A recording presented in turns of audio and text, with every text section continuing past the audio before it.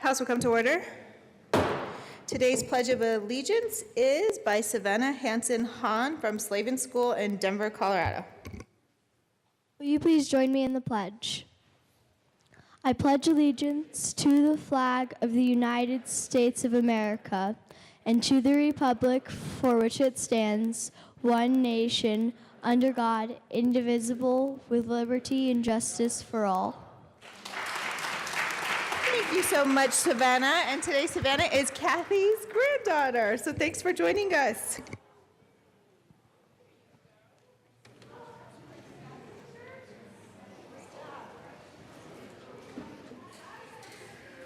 Representatives Arndt, Becker J, Becker K,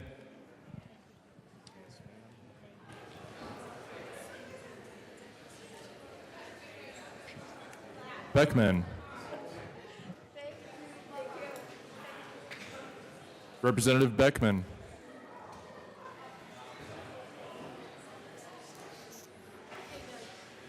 Excused. Benavides, Bridges, Buck, Buckner, Buckner, Excused. Carver, Catlin, Coleman, Covarrubias, Danielson, Escar, Everett,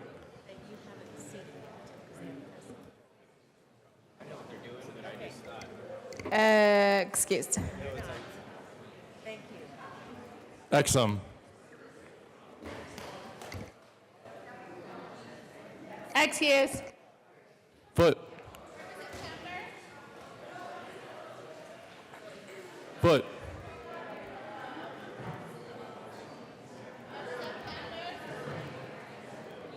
Garnett, Representative Garnett,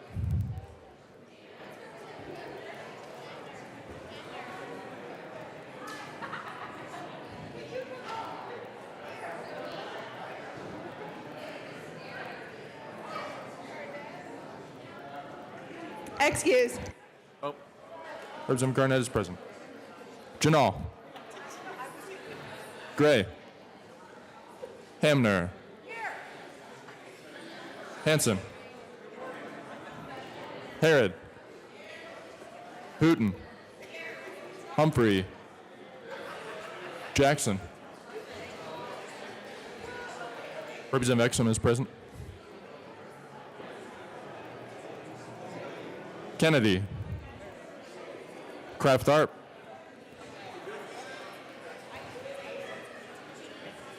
Landgraf, Lawrence,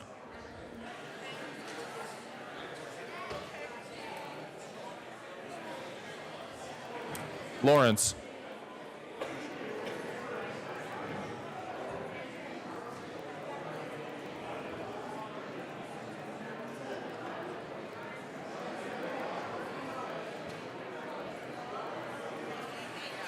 Did you call me?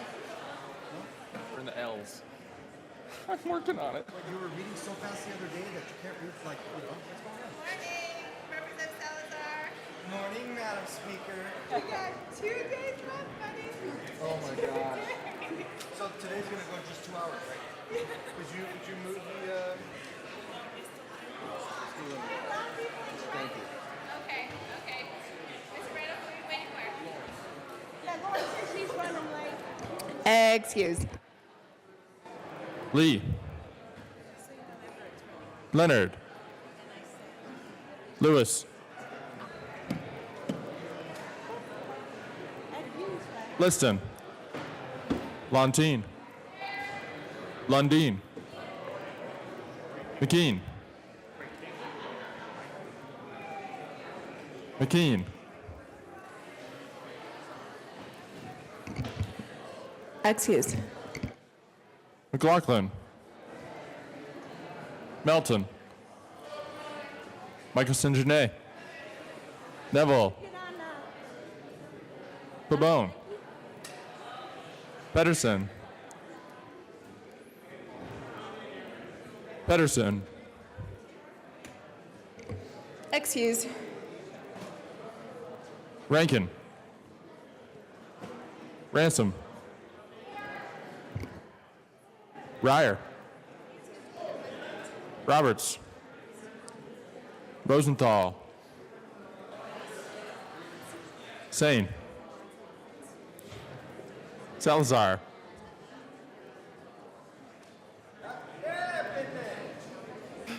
Sandridge. Sias.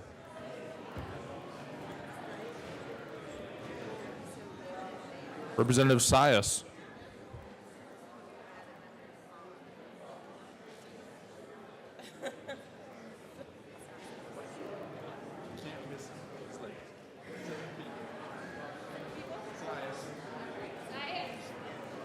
Excuse. Singer. Thurlow. Valdez. Van Winkle. Representative Sias is present. Weissman. Willett. Williams. Wilson. Winkler. Winter. Wist.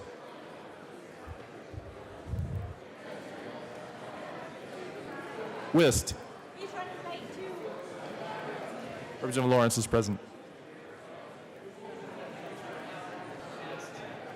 Excuse. Young. You bet. Madam Speaker. Here.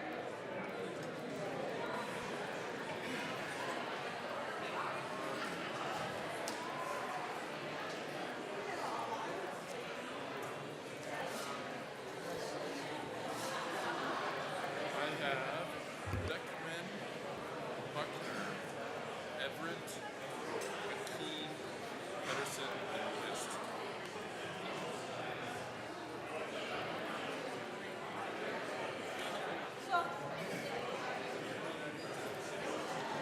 With 59 present and 6 excused, we do have a quorum.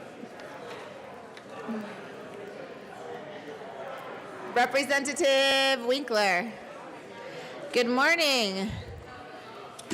I appreciated your piano playing yesterday. Well, thank you, Madam Speaker, and it's a pleasure and honor to serve with you. It's an honor to serve with you, too. Mark Twain is one of my favorite authors, and he's got a quote. It's possibly the #1 quote about government.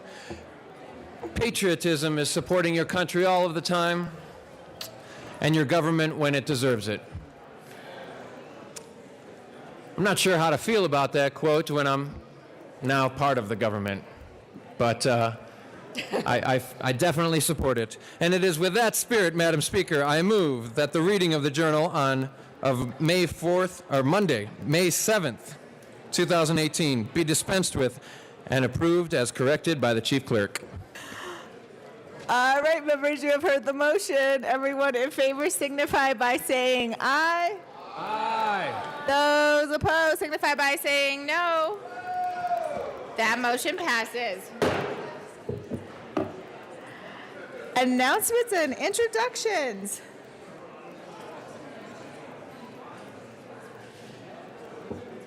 Any announcements or introductions this morning? Madam Majority Leader Becker. Good morning, Madam Speaker. Good morning.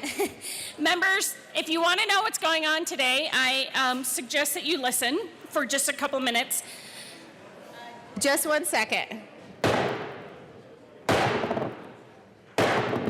Woo! We have some important announcements this morning. It's good to see everybody. Madam Majority Leader Becker. Thank you, Madam Speaker. So we are not going to be on the floor for very long this morning. We're just going to do a couple tributes and third reading. Then the upon adjournment committees are going to meet. I think that's, well, it's just one, State Affairs. And then Judiciary is going to meet earlier than 1:30. They will meet upon adjournment of State Affairs. And Public Health is meeting then too. Appropriations will meet at approximately 3 o'clock when the other committees are done. And then we're going to be back on the floor for second readings, third readings, committee reports, et cetera, around 4 o'clock. Okay, so that's the plan, is the 10:30 State Affairs, or approximately whenever we finish here upon adjournment. Then the afternoon committees of Public Health and Judiciary are actually just going to meet upon adjournment of State Affairs. Appropriations will be meeting at 3 o'clock. And I'm sorry, Representative Young, are you doing that at the well or? We'll do it at LSBA. Okay, in LSBA, that's appropriations. So plan to come back to the floor around 4 o'clock. Thank you. All right, thank you, Madam Majority Leader. We've been caught this much.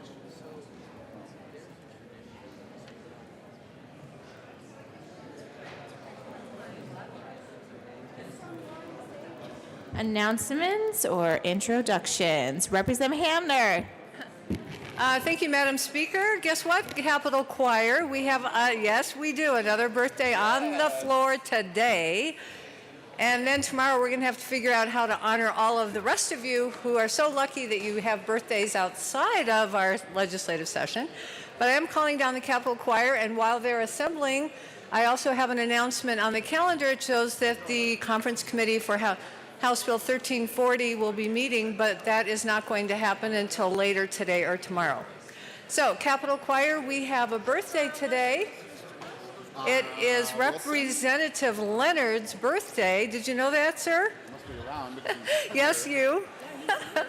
We're going to serenade you. Are you ready? I guess we'll serenade you. Are we ready? We're ready. Happy birthday to you. Happy birthday to you. Happy birthday, Representative Leonard. Happy birthday to you. Woo!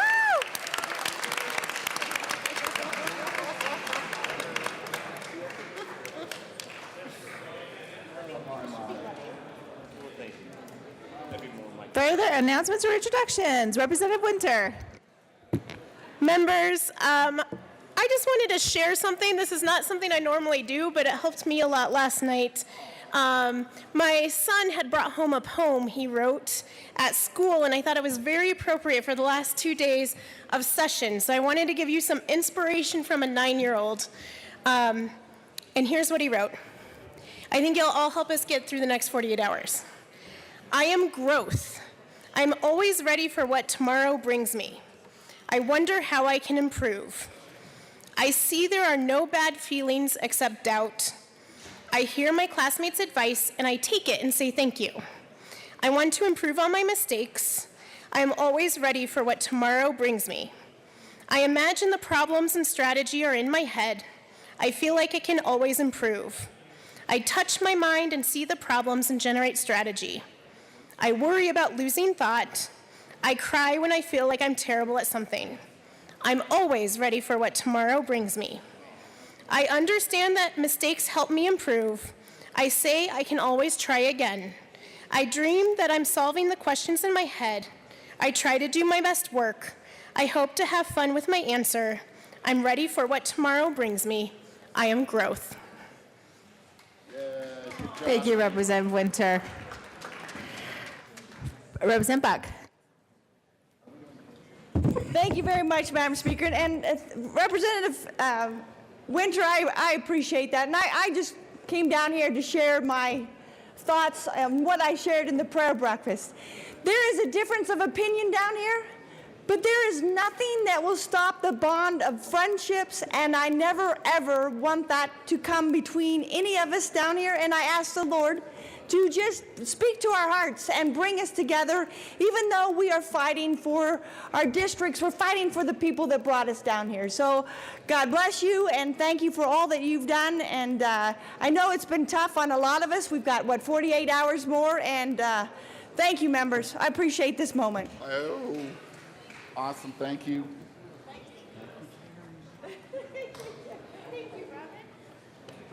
Further announcements or introductions?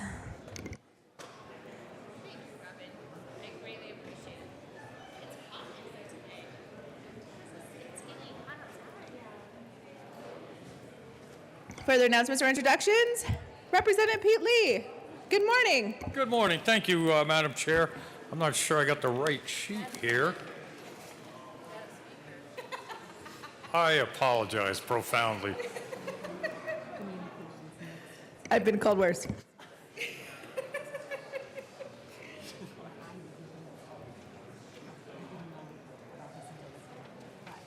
Thank you, honored Speaker.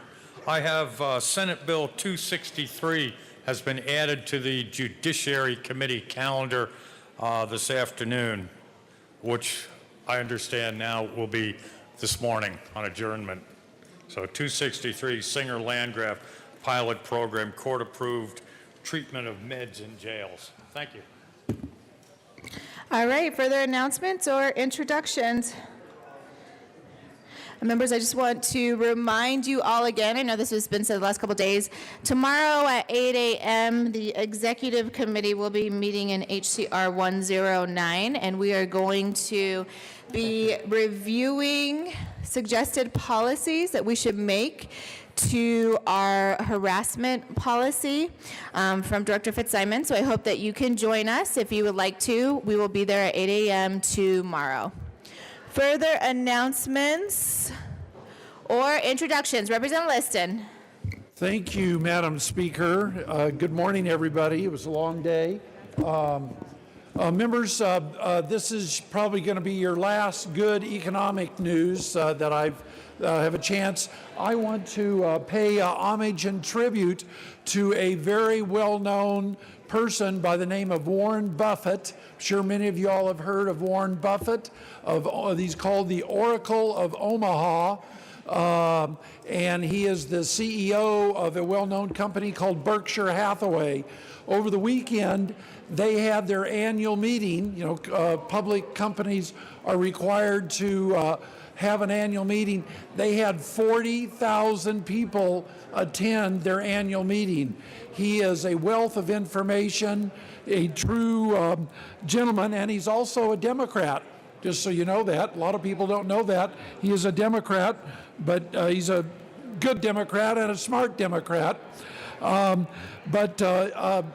For those people who have listened to his advice and followed his company, invested in his company, if you had invested in his company even 25 years ago, the average rate of return over the last 25 years has been in excess of 20% a year. That means your money has doubled almost every three and a half years. He has made many Americans wealthy, even directly or indirectly, because even if you didn't directly own the Berkshire Hathaway stock, which is now about $300,000 a share, believe it or not. It's pretty expensive. But he's helped a lot of companies grow, such companies as IBM, Apple, Wells Fargo, Burlington Northern, See's Candies, Geico Insurance, utilities, you name it, he has done it. So Warren Buffett and Berkshire Hathaway have been exemplary of how our great economy has grown and prospered over the years, including 2016, 17, and 18. So let's give a real warm welcome and tribute to Warren Buffett and Berkshire Hathaway and sharing this great economy that we have. Thank you.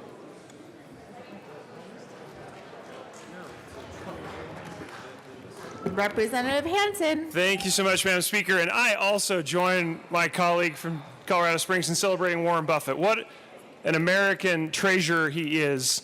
And I appreciate you pointing out that he is a Democrat. And I think the important thing you left out of that story, though, is Warren Buffett's response to the recent changes in the tax code. As you may know, he publicly was very opposed to the tax code change. And why is that? Well, it's pretty simple. We can sum it up. He said, why would we create a system where the CEO is paying less percent of his taxes than his secretary?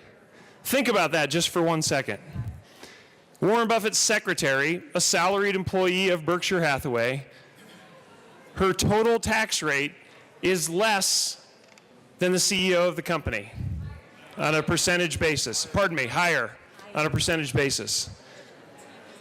The recent changes in the federal tax code have only increased income disparity, have only increased the regressivity of our federal tax code. So I applaud Warren Buffett because he recognized it and called it out even in his own executive office.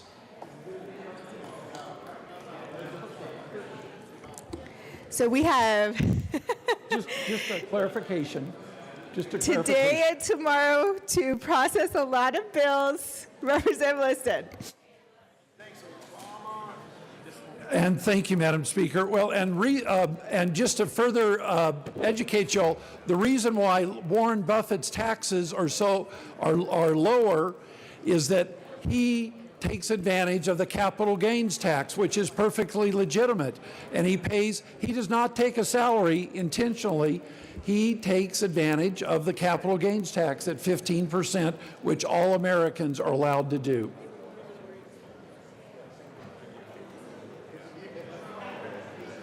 Further announcements or introductions? Representative Salazar.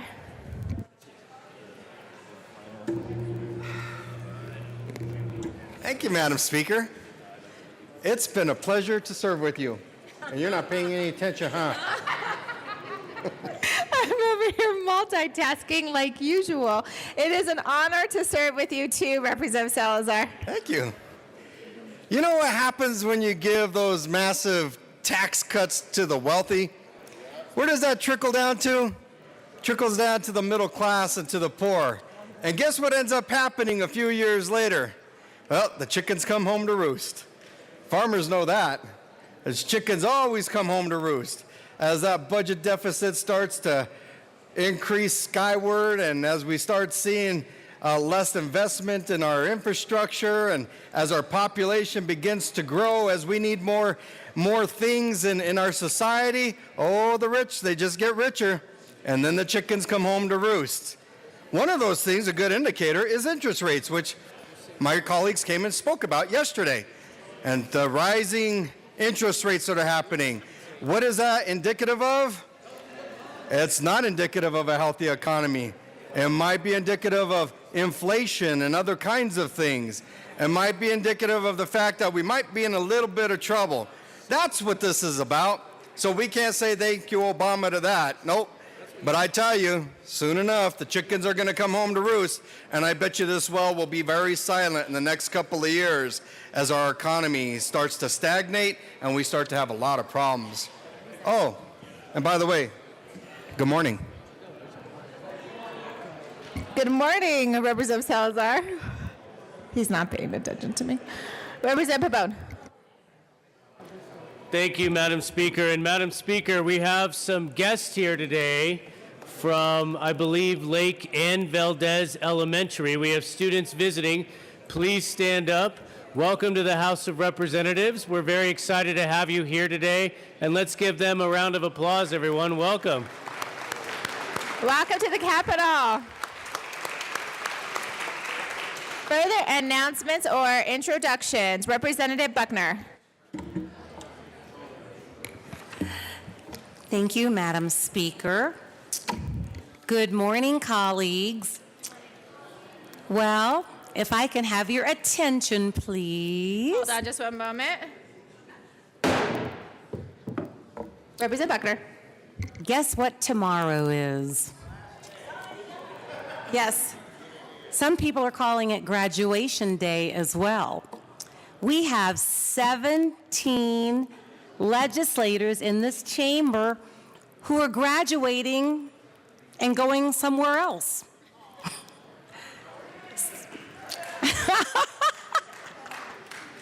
So, for those of you who have been here before, the last day is a lot of fun. Normally, what we do is have a tribute. So listen carefully. We have 17 graduates, and we are going to honor them with tributes. Each graduate will be able to speak, and each person graduating we will allow you to have 2 people speak about you. And because we have so many people, we have to limit the amount of time you are allowed to talk. And we have a stopwatch up here, and we are going to stick to the timing. So, I'm going to list all the people who are leaving.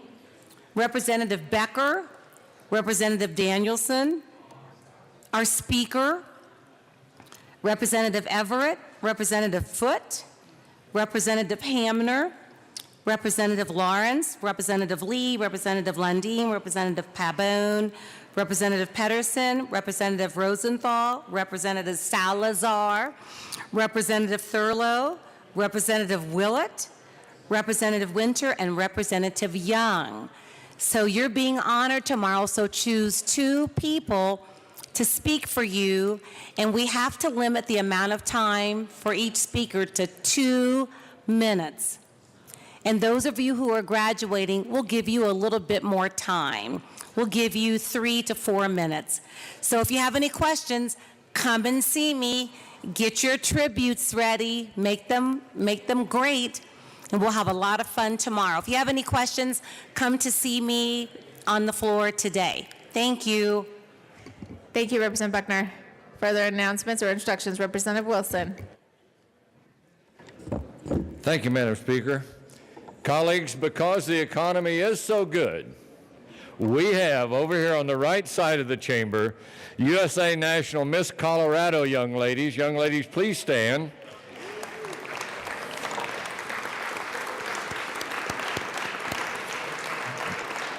These young ladies are visiting on behalf of Crown Cares and anti-bullying. Their whole goal this year is to work on the anti-bullying piece. So that's what their platform is. And these young ladies, just in case you were wondering if they were one of yours, Lone Tree, Longmont, Highlands Ranch, Parker, Broomfield, and Brighton, they are here. So be sure to welcome these young ladies to chamber. Thank you, ladies.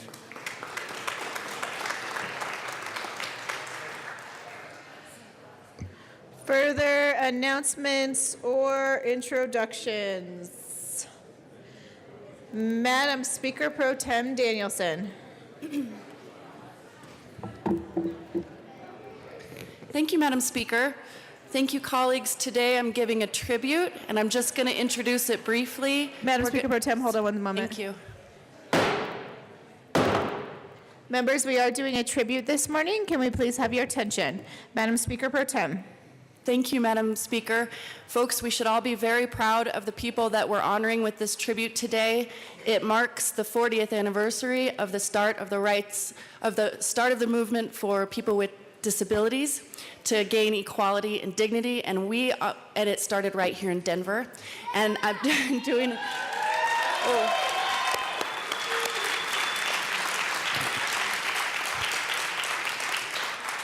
We're going to honor what we call the Gang of 19. We're going to play a short video. Mr. Randall will read the tribute, and then I have a few short remarks. So please, with pride, I appreciate your attention and your time this morning.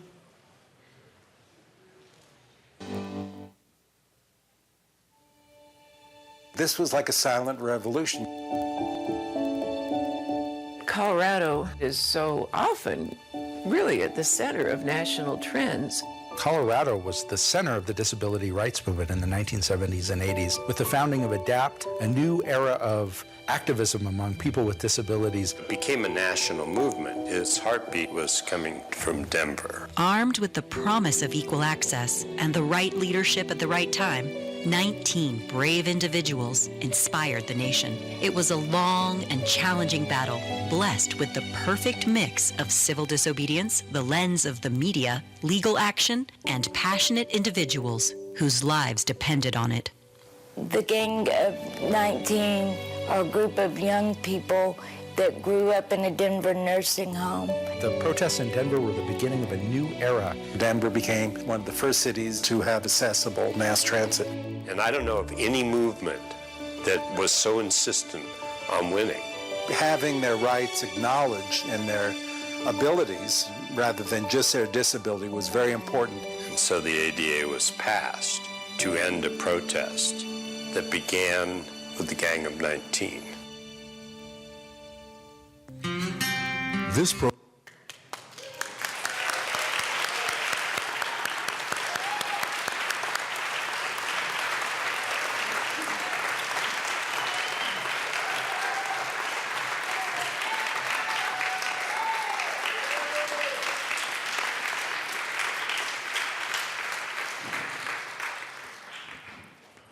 Mr. Randolph.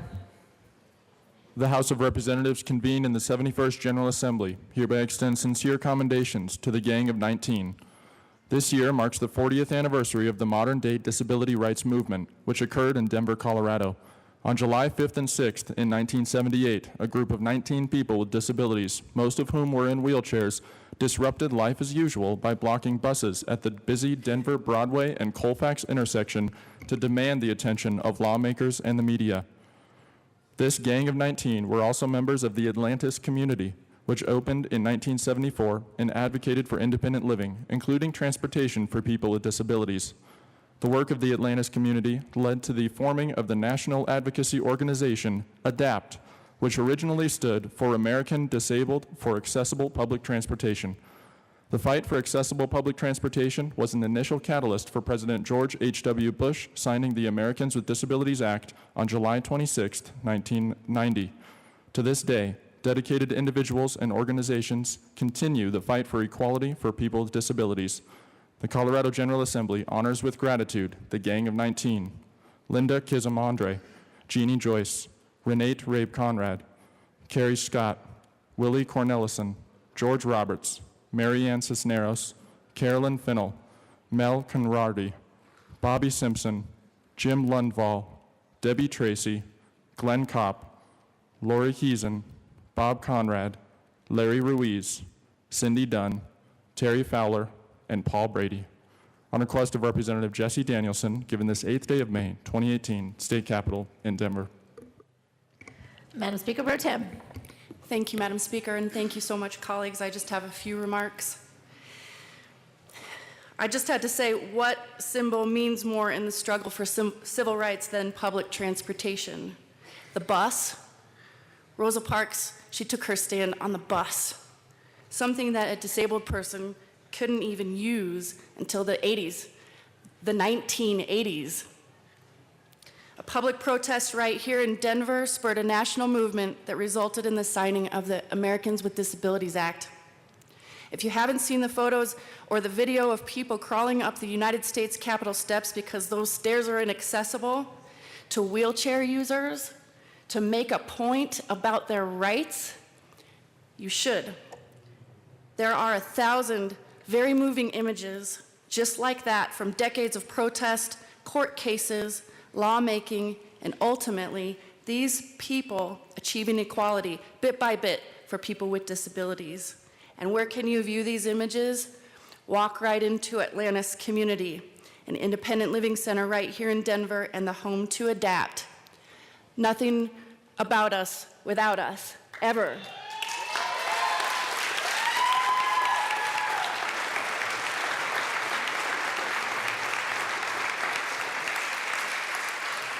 The story is literally captured on the walls like a living museum. The difference is this museum still works every day to break down barriers to people with disabilities so they can live here independently with dignity, just like all of the other independent living centers across the state.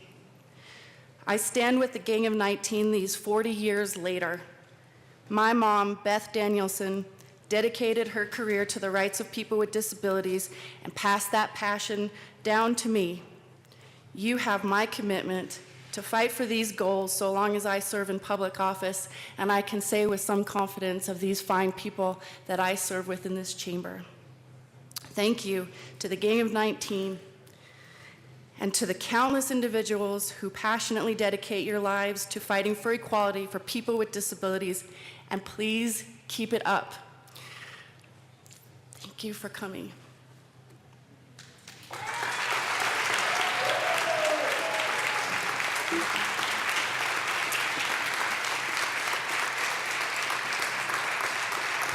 One last note. Mr. Randall did such a nice job of reading this tribute, and thank you to Marilyn and Robin for helping us print this up. We've put it in a plaque, and I'm going to give it to Dawn Russell. You heard her in the video. Raise your hand, Dawn. She is a longtime activist and a dear friend of mine. We did a couple of DAPT actions in my past. And this will go and hang on the wall at Atlantis, but I want to give it to Dawn and recognize the many folks who join us from CCDC and the ADAPT Atlantis community. Any of the folks who came today to watch the tribute, please stand or raise your hands and be recognized for your hard work and your dedication. We appreciate you.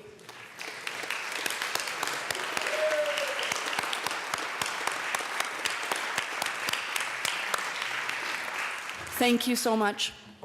All right, thank you, Madam Speaker Pro Tem Danielson, and to the Gang of 19, thank you for all that you have done to advocate for equality on behalf of our people with disabilities community, and we need your voice now more than ever, so please keep advocating and please keep showing up. Thank you.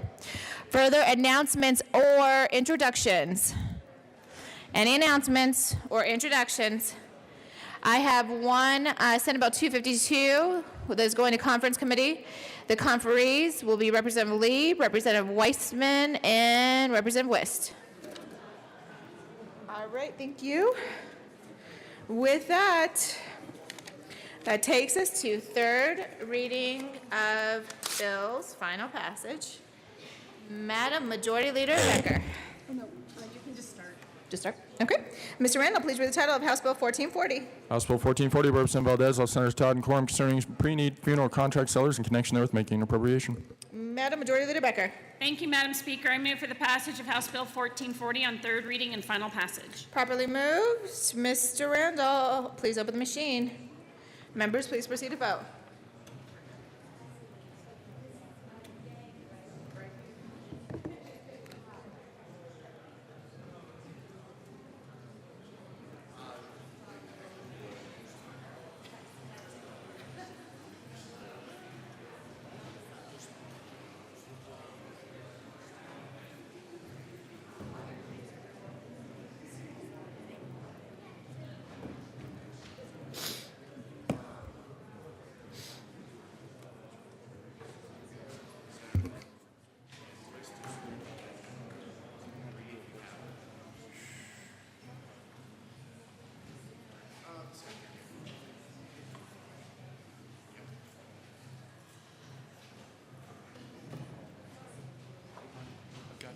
Let me know if your button does. This is the first one. This is the first one. Okay.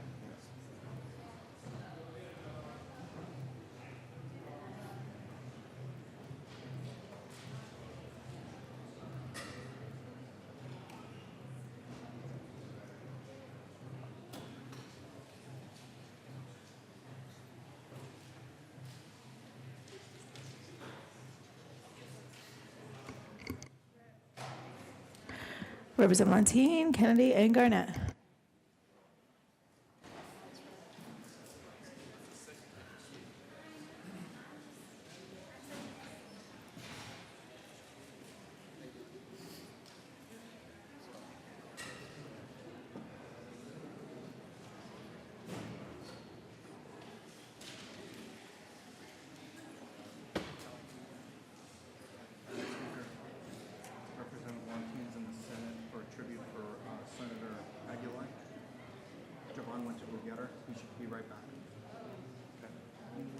coming back right now.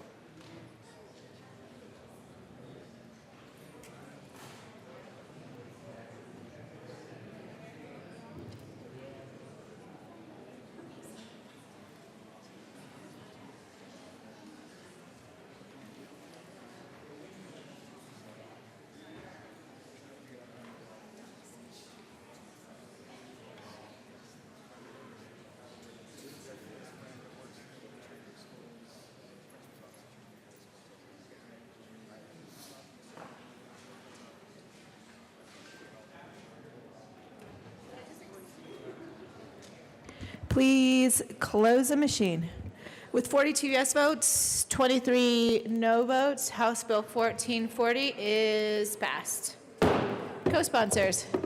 Representative Valentino, that'll be $2. Oh, okay. Representative Melton, that will be $2 then if it was your fault.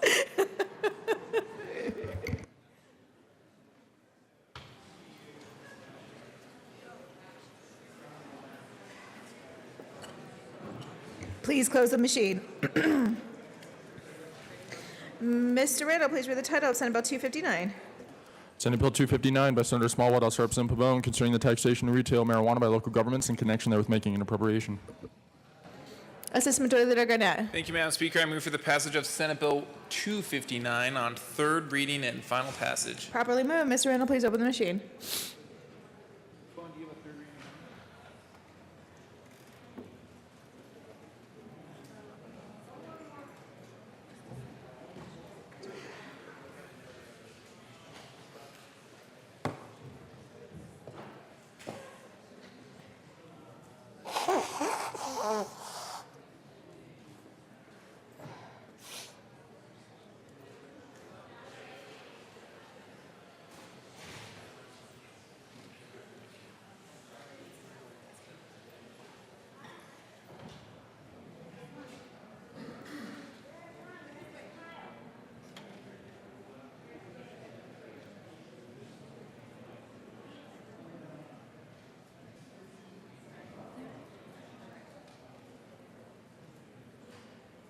Please close the machine.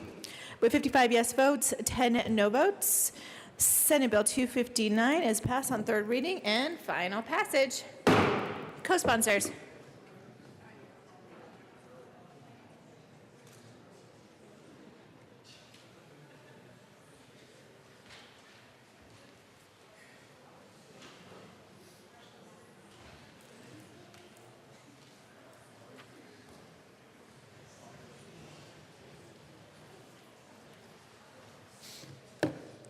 Please close the machine. Mr. Randall, please read the title of Senate Bill 245. Senate Bill 245 by Senator Cook, House Representative Warren, concerning repeal of the prohibition on the State Board of Health adopting rules concerning the disposal of naturally occurring radioactive materials until after the Federal Environmental Protection Agency has adopted rules concerning the disposal of naturally occurring radioactive materials.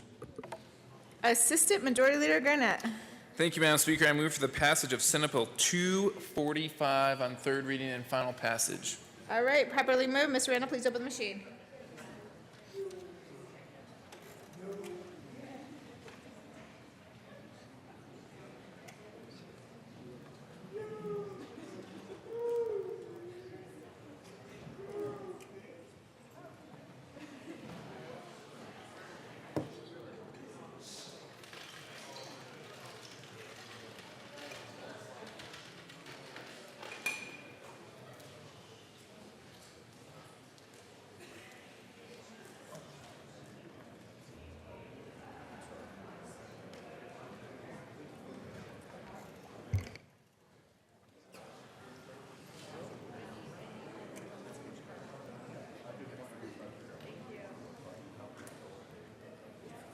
Please close the machine.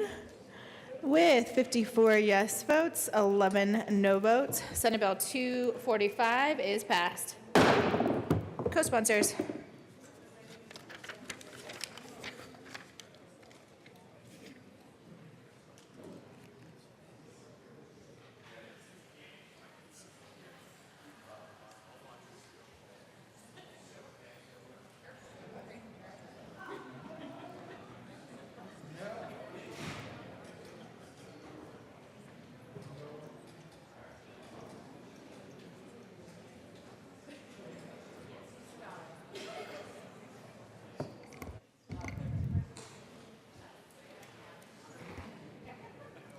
Please close machine. Mr. Randall, please read the title of Senate Bill 253. Senate Bill 253 by Senator Lambert, also Representative Young, concerning the effective date to transition the Department of Revenue's C-Stars account to the Department of Revenue's Drives Vehicle Services account. Assistant Majority Leader Garnett. Thank you, Madam Speaker. I move for the passage of Senate Bill 253 on third reading and final passage. All right, properly moved. Mr. Randall, please open the machine.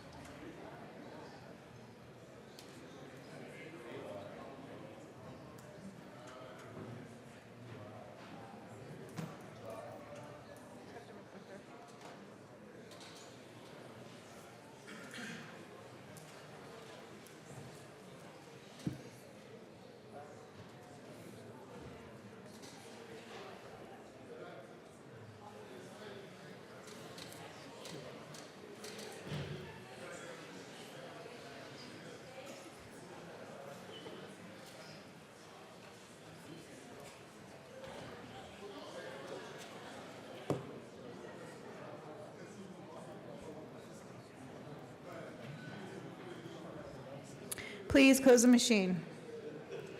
With 63 yes votes, 2 no votes, Senate Bill 253 is passed on third reading and final passage. Co-sponsors.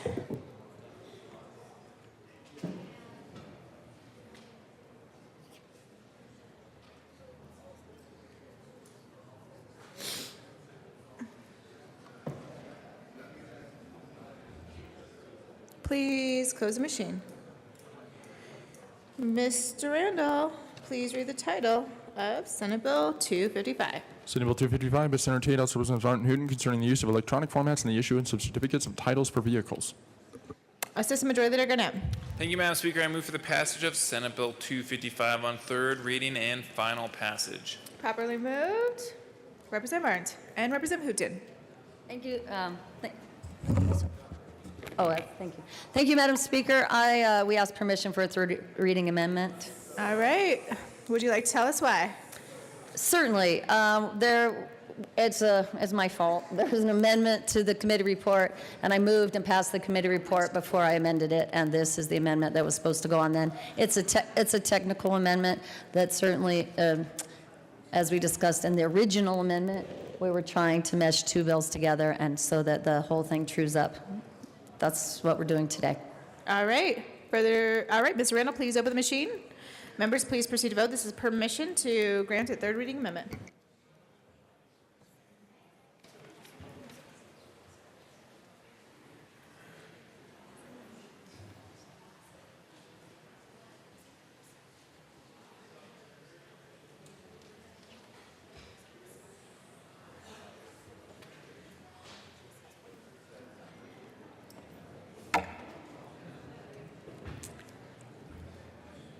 Do you want to move?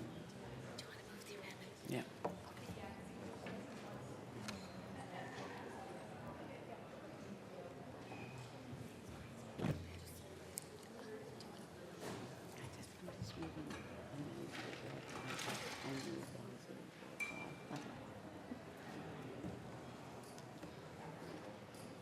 Pregnant pause.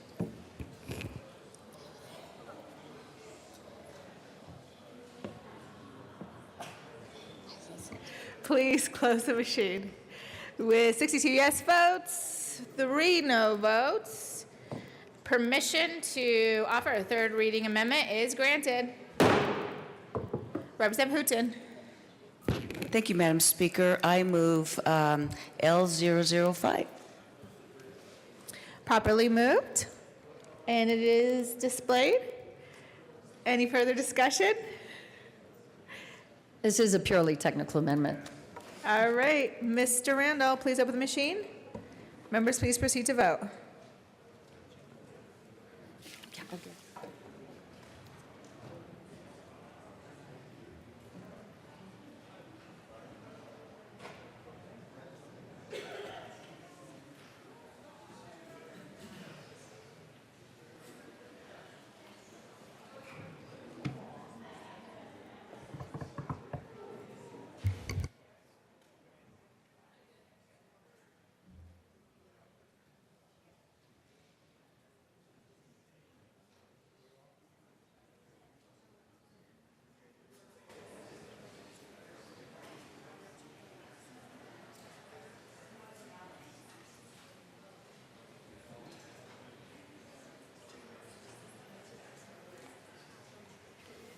Oh, thanks.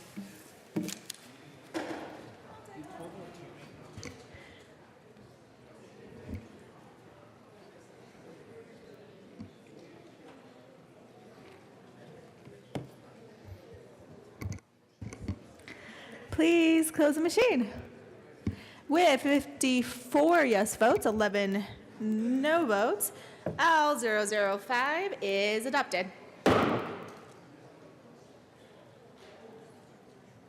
Assistant Majority Leader Garnett.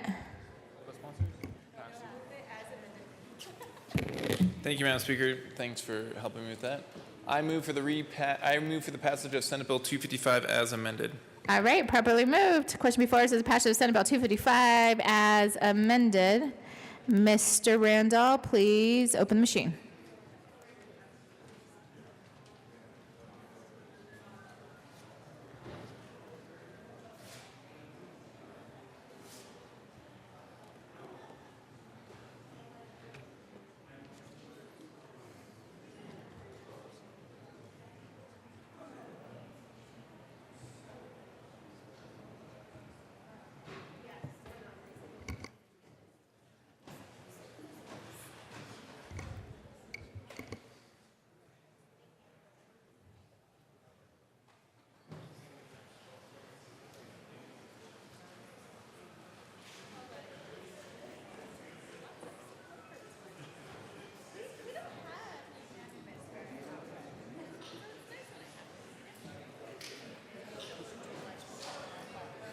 Please close the machine.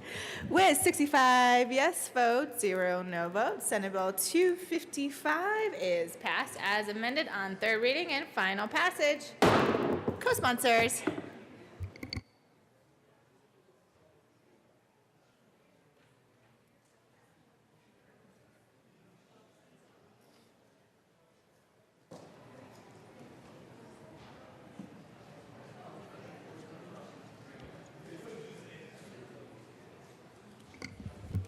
Please close the machine. All right, next up, we have Senate Bill 271. Mr. Randall, please read the title. Senate Bill 271 by Senator Marble, also Representative Pabon, concerning changes to improve funding for marijuana research in connection therewith making an appropriation. Assistant Majority Leader Garnett. Thank you, Madam Speaker. I move for the passage of Senate Bill 271 on third reading and final passage. All right, properly moved. Mr. Randall, please open the machine.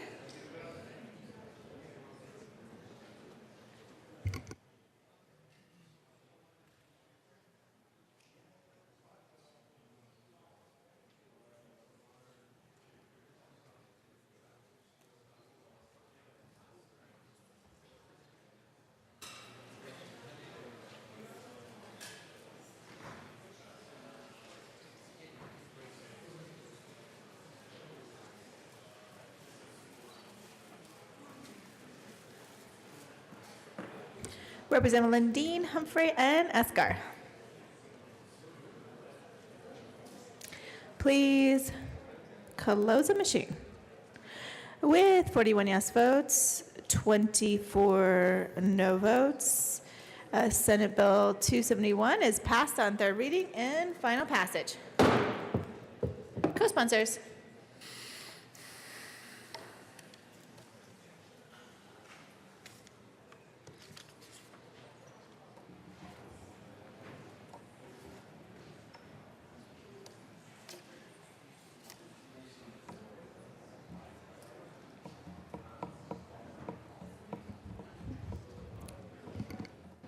Please close the machine.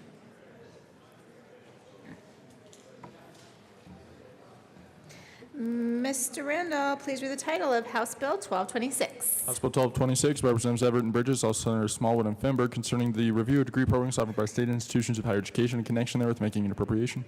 Assistant Majority Leader Garnett. Thank you, Madam Speaker. I move for the passage of House Bill 1226 on third reading and final passage. All right, properly moved. Mr. Randall, please open the machine, and members, please proceed to vote on House Bill 1226 on third reading and final passage.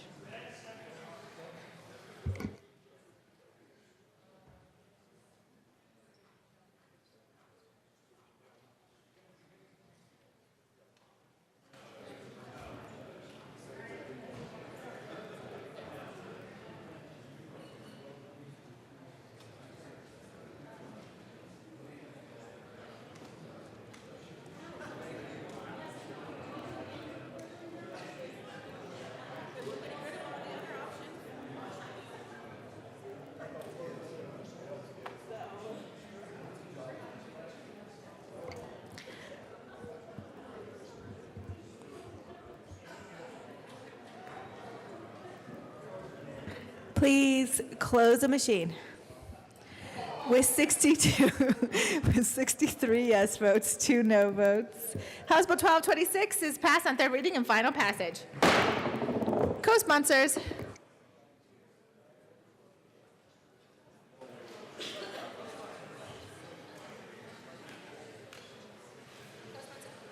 Co-sponsors.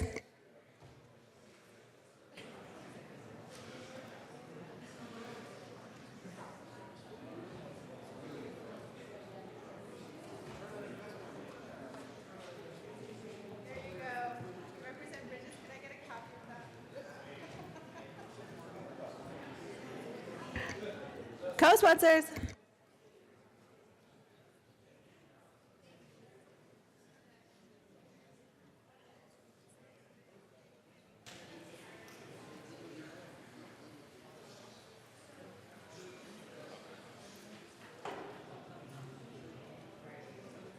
Please close the machine. Somebody impersonating my co-sponsor request? Who did that come from? I don't know. Someone in the back row there. All right. Senate Bill 13. Mr. Randall, please read the title. Senate Bill 13 by Senators Fields and Gardner, House Representatives Michelson, Janae, concerning expanding the grades eligible for the Child Nutrition School Lunch Protection Program in connection therewith, making an appropriation. Assistant Majority Leader Garnett. Thank you, Madam Speaker. I move for the passage of Senate Bill 13 on third reading and final passage. All right. Properly moved. Mr. Randall, please open the machine. And members, please proceed to vote.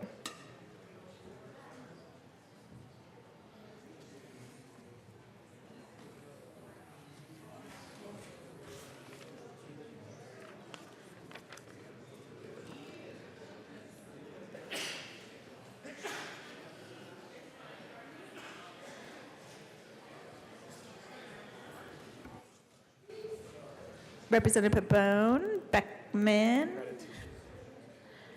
please close the machine.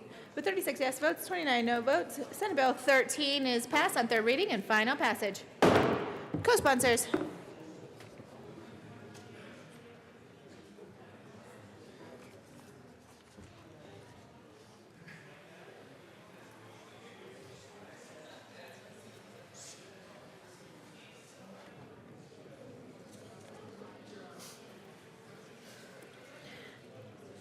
Co-sponsors.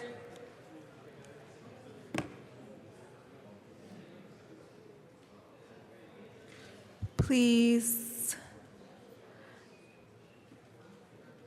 close the machine. All right, next up, Senate Bill 1. Next up, Senate Bill 1. Madam Majority Leader Becker. Thank you, Madam Speaker. I move for the passage of Senate Bill 1 on third reading. I move to lay over Senate Bill 1. 3 bills. All right. Seeing no objection, Senate Bill 1 will be laid over 3 bills. All right. Next up, Senate Bill 269. Mr. Randall, please read the title. Senate Bill 269 by Senators Neville and Moreno, also Representatives Neville and Bridges, concerning providing funding for local education providers to implement school security improvements to prevent incidences of school violence in connection with creating a school security disbursement program. Assistant Majority Leader Garnett. Thank you, Madam Speaker. I move for the passage of Senate Bill 269 on third reading and final passage. All right, properly moved. Mr. Randall, please open the machine, and members, please proceed to vote on the passage of Senate Bill 269 on third reading and final passage.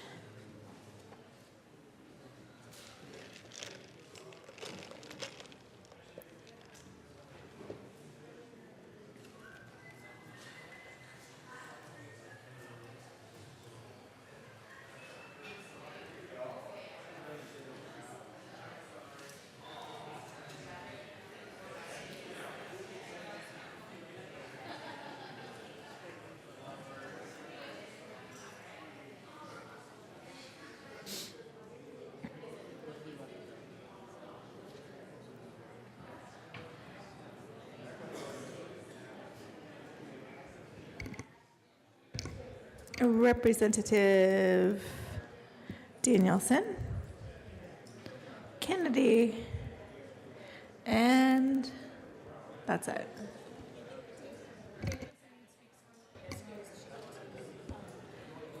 Madam Speaker, Pro Tem Danielson will be excused.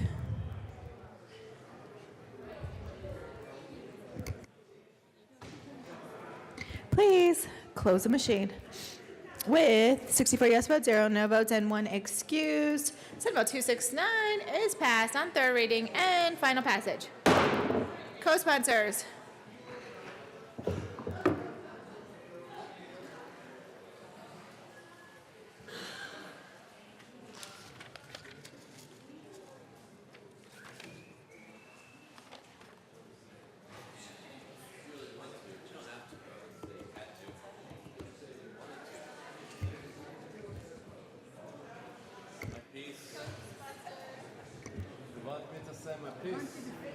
All right, please close the machine. Next up, Senate Bill 243. Mr. Randall, please read the title. Senate Bill 243 by Senator Solberg and Guzman, also Representatives Escar and McKean, concerning the retail sale of alcohol beverages in connection therewith making an appropriation. Assistant Majority Leader Garnett. Thank you, Madam Speaker. I move for the passage of Senate Bill 243 on third reading and final passage. All right, properly moved. Representative Escar and Representative McKean.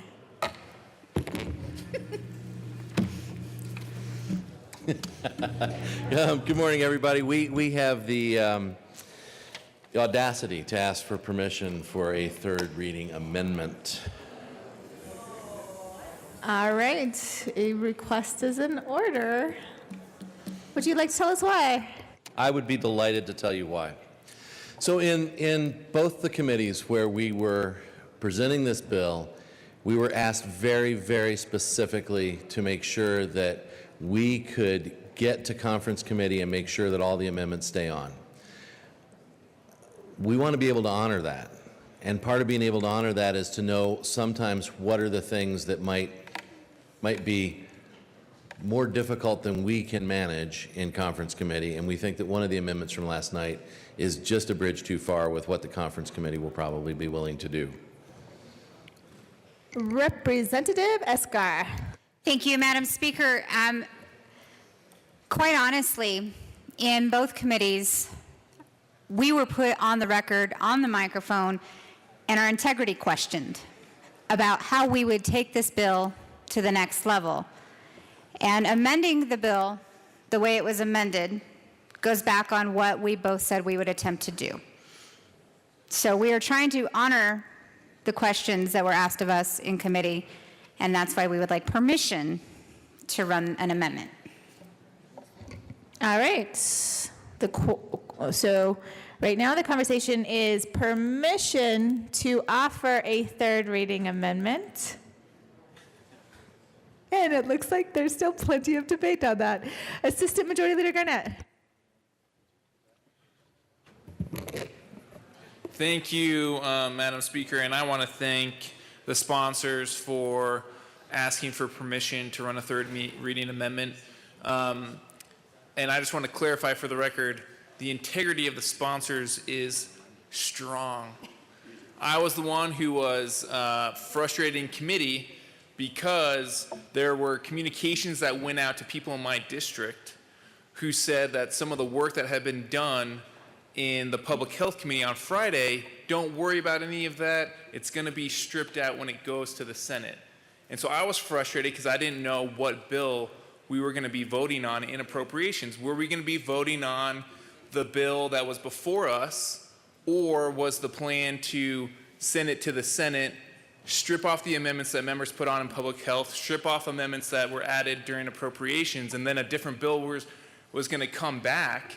And so that process of adding amendments was to move it through each committee, and then once it came back without those amendments on, you've opened it up to the whole process. So that's what I was questioning, not so much the integrity of the sponsors, because we know and because we all work with Representative Esgar and Representative McKean, how much respect we all have for you. So again, I want to just clarify the record that it's more about the process. I wanted to make sure that we were holding to the commitment of the work that was done in public health, and that we weren't setting up something that procedurally was going to be watered down. And so again, asking for permission here maintains that commitment, and I wanted to thank the sponsors for moving and asking for permission. Representative Kraft-Tharp. Good morning. Good morning. Thank you, Madam Speaker. So I also wanted to come up and say that I was one of the people that questioned the process in the committee. I did not intend, nor was there any motive to question the integrity of the sponsors. The questioning that we had was around not only the email that was sent out to people, but also text that I had received that the plan was to put amendments on the bill to be able to get it through committees and then to be able to strip that through. And I wanted to make it clear that my yes vote in committee was a yes vote on the bill as it stood, and to request from the sponsors that you stand up and that you respect the integrity, actually, of those people that invested in this bill and put amendments on this bill in the committee, and that you fight for those. So that was our request. You responded to that. But since this came up right now, I also feel the need to be able to respond to say, I was not questioning the integrity of the sponsors, but what really was questioning the integrity of the process. That when we vote on a bill, and when we put amendments on bills, we're doing that to make the best bill that it can. And if it becomes a strategy around how to move it forth and then to strip everything off to be able to get it through and expect us still to support it, that's a process I cannot agree with. Thank you. Further discussion. Representative Landgraf. Thank you, Madam Speaker. Well, members, it seems like just yesterday it was just yesterday, about 10 hours ago. And what surprised me, and the reason I'm up here to ask for a no vote over permission, is that when I walked away from here, before I left, I was told by one of the sponsors that it was a good amendment and that they were happy that it got on. So has that changed at all? Has the amendment changed in some way? You don't have to move. I can move. Representative McKean. Thank you. No, in fact, I just wanted to answer her question right away. No, I actually thought it was a good amendment. I think that the resistance in conference committee will be such that it might fail there. And I think it's better to ask this body right now if they would like to remove it, because again, we want to make sure that when we go to conference committee, we're advocating for the things that we think are important and that we have success there. Okay. Thank you. I appreciate that answer. Further discussion. Representative Listed. Thank you, Madam Speaker. Well, members, I too, on Friday afternoon at the Health and Human Services Committee hearing, I want to set the record straight to the sponsors. I did not question their integrity and honesty.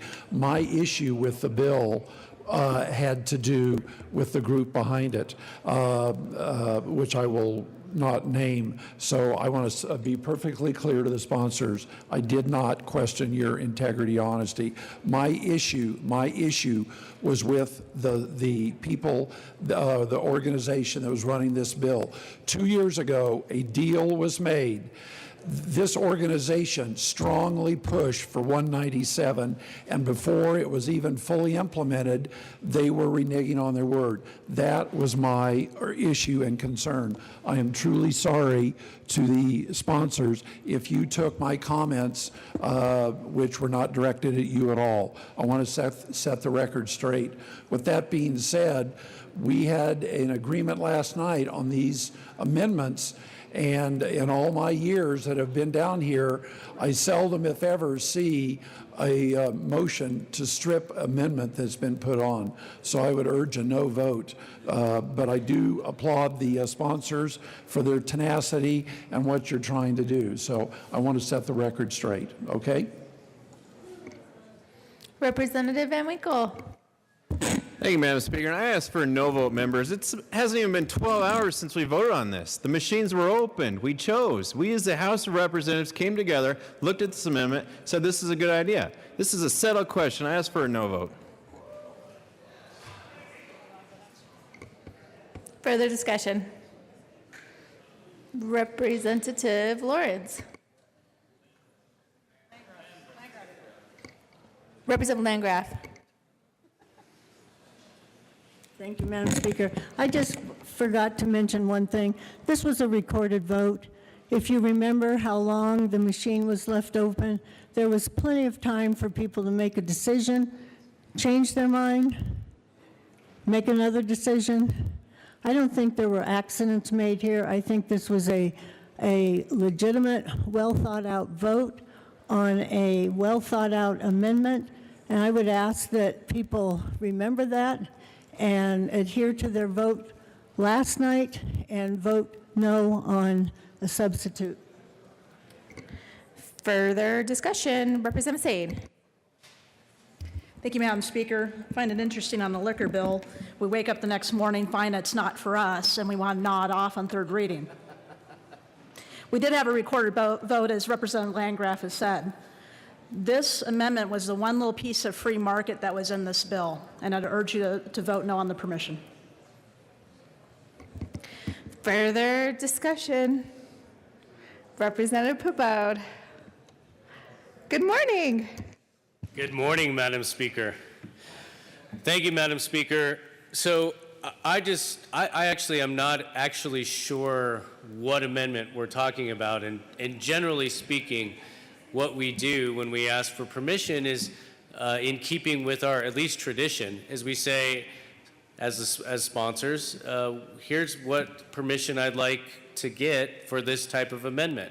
I don't actually know what we're offering here, and so my request is simply, what amendment are we talking about? What do you want to offer? Because there were actually a couple of amendments that got on last night. One was about 18-year-olds being able to sell alcohol. Is that what we want to change and unravel here, or is it something else? So I'd just like to know what you're going to plan to offer should you receive permission.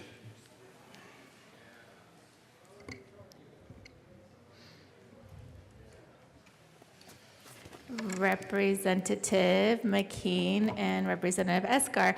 And I just want to, procedurally, I want to say that first is the motion to grant permission to come forward with a third reading amendment. And second is a motion on the amendment itself. And although there has been some flexibility today as it relates to the discussion around permission to grant a third reading amendment, we will have plenty of time to talk to the substance of the amendment thereafter. There have definitely been grants of permission to offer a third reading amendment based on that question alone. Further discussion. Mr. Randall, please open the machine.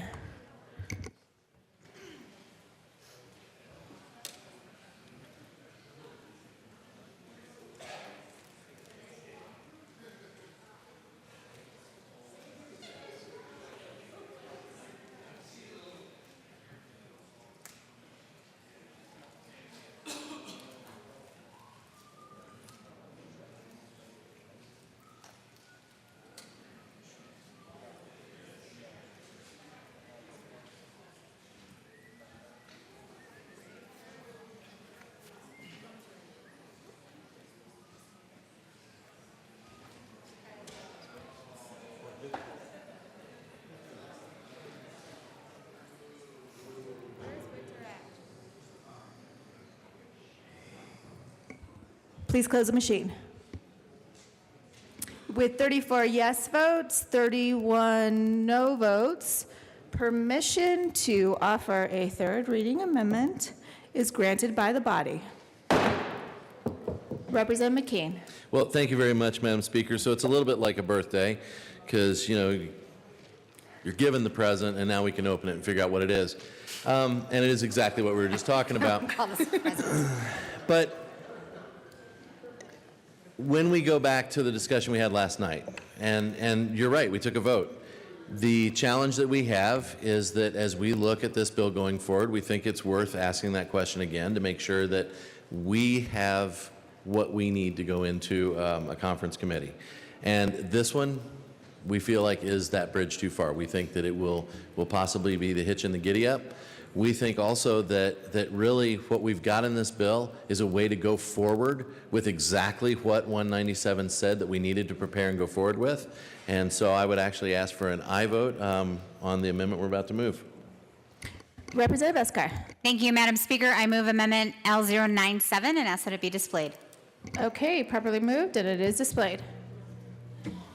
Representative Eskar. Thank you, Madam Speaker. You know, last night we heard a lot of conversations about this potentially hurting jobs. And the more I thought about it over the night and the more I pondered about it, honestly, the amendment that we put on could actually hurt jobs. It could take away full-time and potential full-time employees from these stores and being able to make sure that we are investing in full-time employees, employees that may start out part-time in these stores and be able to attain a full-time position through these delivery processes. So this is restoring the language back to the way it was as we brought it to you on the floor out of Appropriations Committee, and I would ask for an aye vote. All right, further discussion.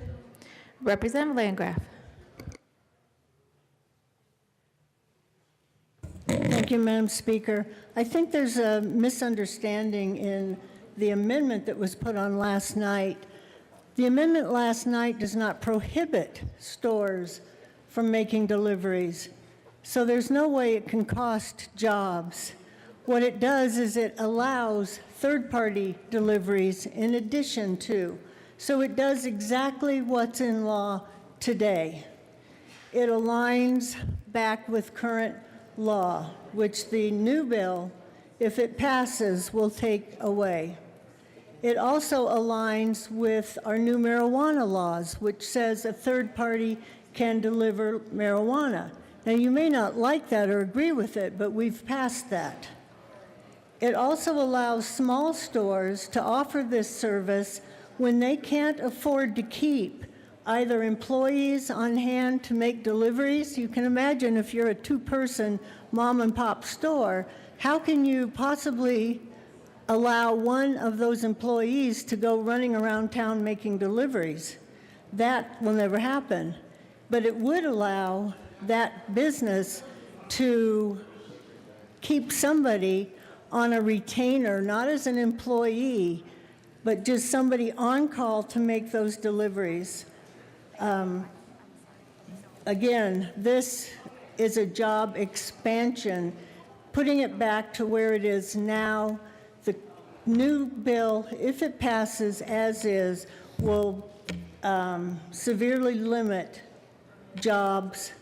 It will cost people employment, and it will hurt the industry. Thank you. I ask for a no vote on their amendment. Further discussion? Representative Sayes. Thank you, Madam Chair. And I just had a question for the sponsors because frankly I was a little confused. Maybe it was late last night, but just very simply, is there anybody right now doing this, making these deliveries as an independent contractor? Just simple question, yes or no, please. My question, sorry. My question is, because I was a little confused last night, is there anybody who is working right now making these deliveries as an independent contractor? Well, it was a question for the sponsors because I was frankly confused in some of what we heard from the sponsors last night on that point. So I'd like the answer from the sponsors, please. Representative Eskar. Thank you, Madam Speaker. Representative Sias, I don't know for instance or for examples, but I do know that the examples I've been told about and the examples I use when I live in Denver, because this isn't available where I live, is the Drizzly piece. And I know that there's other, I've been told, I haven't been shown or proven, that there's other companies out there that allow the independent contractors. I've been told that Drizzly is an app, and that the actual drivers are employees of the stores. And that's the difference that I've heard. I couldn't tell you for actual, I don't know that exact answer for you. Representative Sias.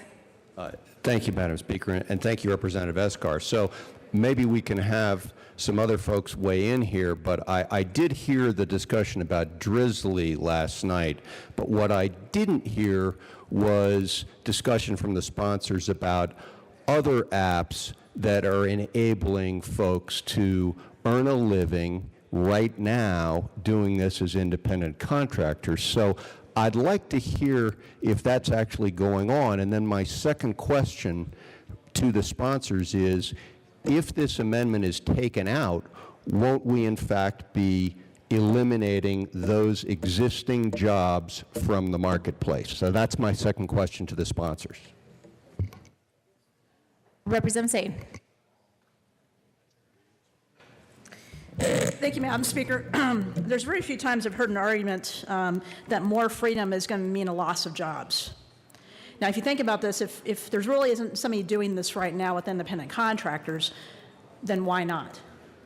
I mean, we can argue that liquor and Uber would be Luber, or whatever name you want to call it, but there is an opportunity here.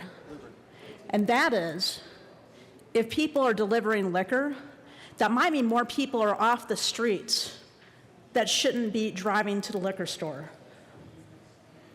right? We have that problem in rural areas where people are going to get more of the fix that they need, and they get in the car they shouldn't be in, which isn't theirs, drive to the liquor store and cause an accident. So something like this could actually even save lives, and I would also argue, create more jobs. I urge a no vote on this amendment. Representative Liston. Thank you, Madam Speaker. Well, members, last night, as we all recall, which was not even 12 hours ago, we had good, earnest, thoughtful debate on all of these amendments. There was like 10 amendments, and it wasn't just 30-second or a 2-minute debate. We had strong debate, pro and con, on all of the amendments, especially this one, as I recall. I would say regarding this amendment, do we really want to put the heavy hand of government, the Colorado State Government, Liquor Enforcement Division, into micromanaging the day-to-day business affairs of a liquor store or a grocery store? You know, the minutia detail, I know we do to some degree, but this is a huge overreach for the government to get in there to say, well, some people can deliver, some people can't. You can deliver this, you can't deliver that. You can do it with marijuana, but you can't do it with delivering a six-pack. Like I say, we debated this earnestly and strongly, and when all of us made our vote last night, not even 12 hours ago, when that machine was opened, we watched it closely, and we just didn't idly press the button yes or no and close our eyes. That was a thoughtful vote by all of us, yes or no. And as you recall, it got up to 34-31, and the machine was left open, and we all waited, and we waited, and we waited. 34 yes, 31 no. We waited, and we waited, and we waited. It was agonizing. And then it finally went to 35-30. And we waited, and we waited. And then it finally went to 34-30. And then finally, the speaker, in her infinite wisdom, she asked the machine be closed. We know what we voted on. So let's honor what we just did a few hours ago and respect our vote that we made. I urge a no vote on this amendment with all due respect. Thank you. Representative Escar. Thank you, Madam Speaker. And just a reminder, the marijuana delivery bill has not passed. So we keep bringing that up. It hasn't passed yet. One thing that happened between last night and this morning is I got a phone call from my sheriff. My sheriff said, we don't have this in Pueblo yet. My sheriff said he's concerned that he's not going to be able to really understand the difference between who's licensed to be driving around with this and who's not. I know we have 21-year-old in here, but he's concerned that there's going to be people under 21 years old. There's going to be people under 21 years old that they are going to pull over, see that there's alcohol. They're going to say, I'm delivering. They're concerned about that. It's a public safety issue, and we need to make sure that we are paying attention to that. Further discussion?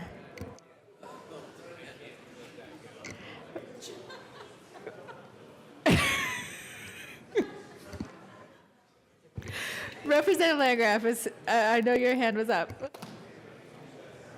Thank you, Madam Speaker. I'll be brief. Representative Escar, you brought up exactly my point. Last night when all this was over, I thought, what does a legislator do in the interim? And I thought this was a perfect job opportunity. We could start the legislative liquor lovers delivery system.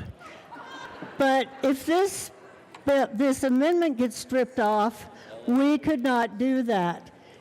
And I'm joking, but not really, because the amendment as it stands now does lead to job creation. It will allow people to form businesses to deliver in Pueblo and other places. And we don't want to take that away. Whether you're a legislator in the interim looking for something to do or a bunch of college students, this amendment needs to stay on. I ask for a no vote. Representative Sayes. Thank you, Madam Representative Speaker. Sayes, I'm sorry. I just realized that you have already spoken twice. Representative Winkler. Thank you, Madam Speaker. I wanted to relay a message that Representative Sayes is still waiting for an answer to his question that he posed, but also I wanted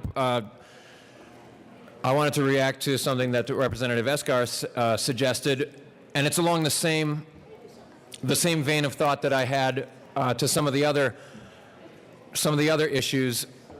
The suggestion is that an 18-year-old or a 20-year-old will be able to drive around willy-nilly with alcohol, and they'll be able to say, oh yeah, I'm just doing a delivery. Again, we have smartphones. We have receipts. They'll be able to show the police officer, for instance, here's my app from whatever service that they are an independent contractor to. Here's the receipt. This just got bought 20 minutes ago from so and such and such store. I am clearly on the way to that store. We are no longer in a society where you can't have proof. It's so easy. We have smartphones, we have GPS. This example just simply does not exist. A receipt, an address where it's going to be delivered. We will not have 18, 19, 20-year-olds driving around with liquor saying, oh, I'm going to be delivering. It's just not going to happen. Thank you.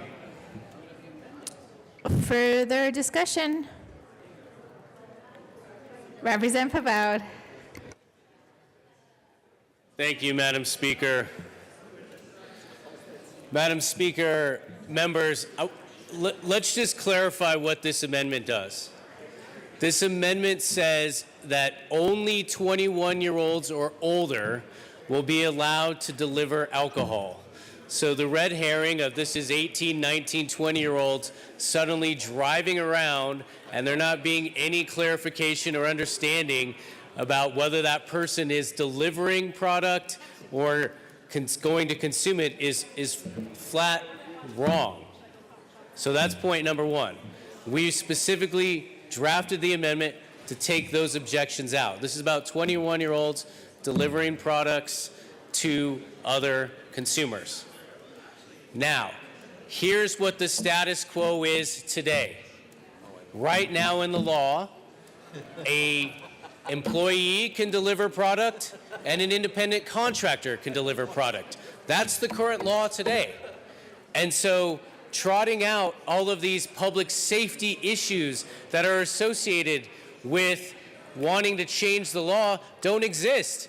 We're not getting calls from our sheriffs and our chiefs of police and anyone in our community saying, you know what, representatives, we need to change the status quo and now have only employees delivering because it's a public safety issue. That's not the case. We know that to be true.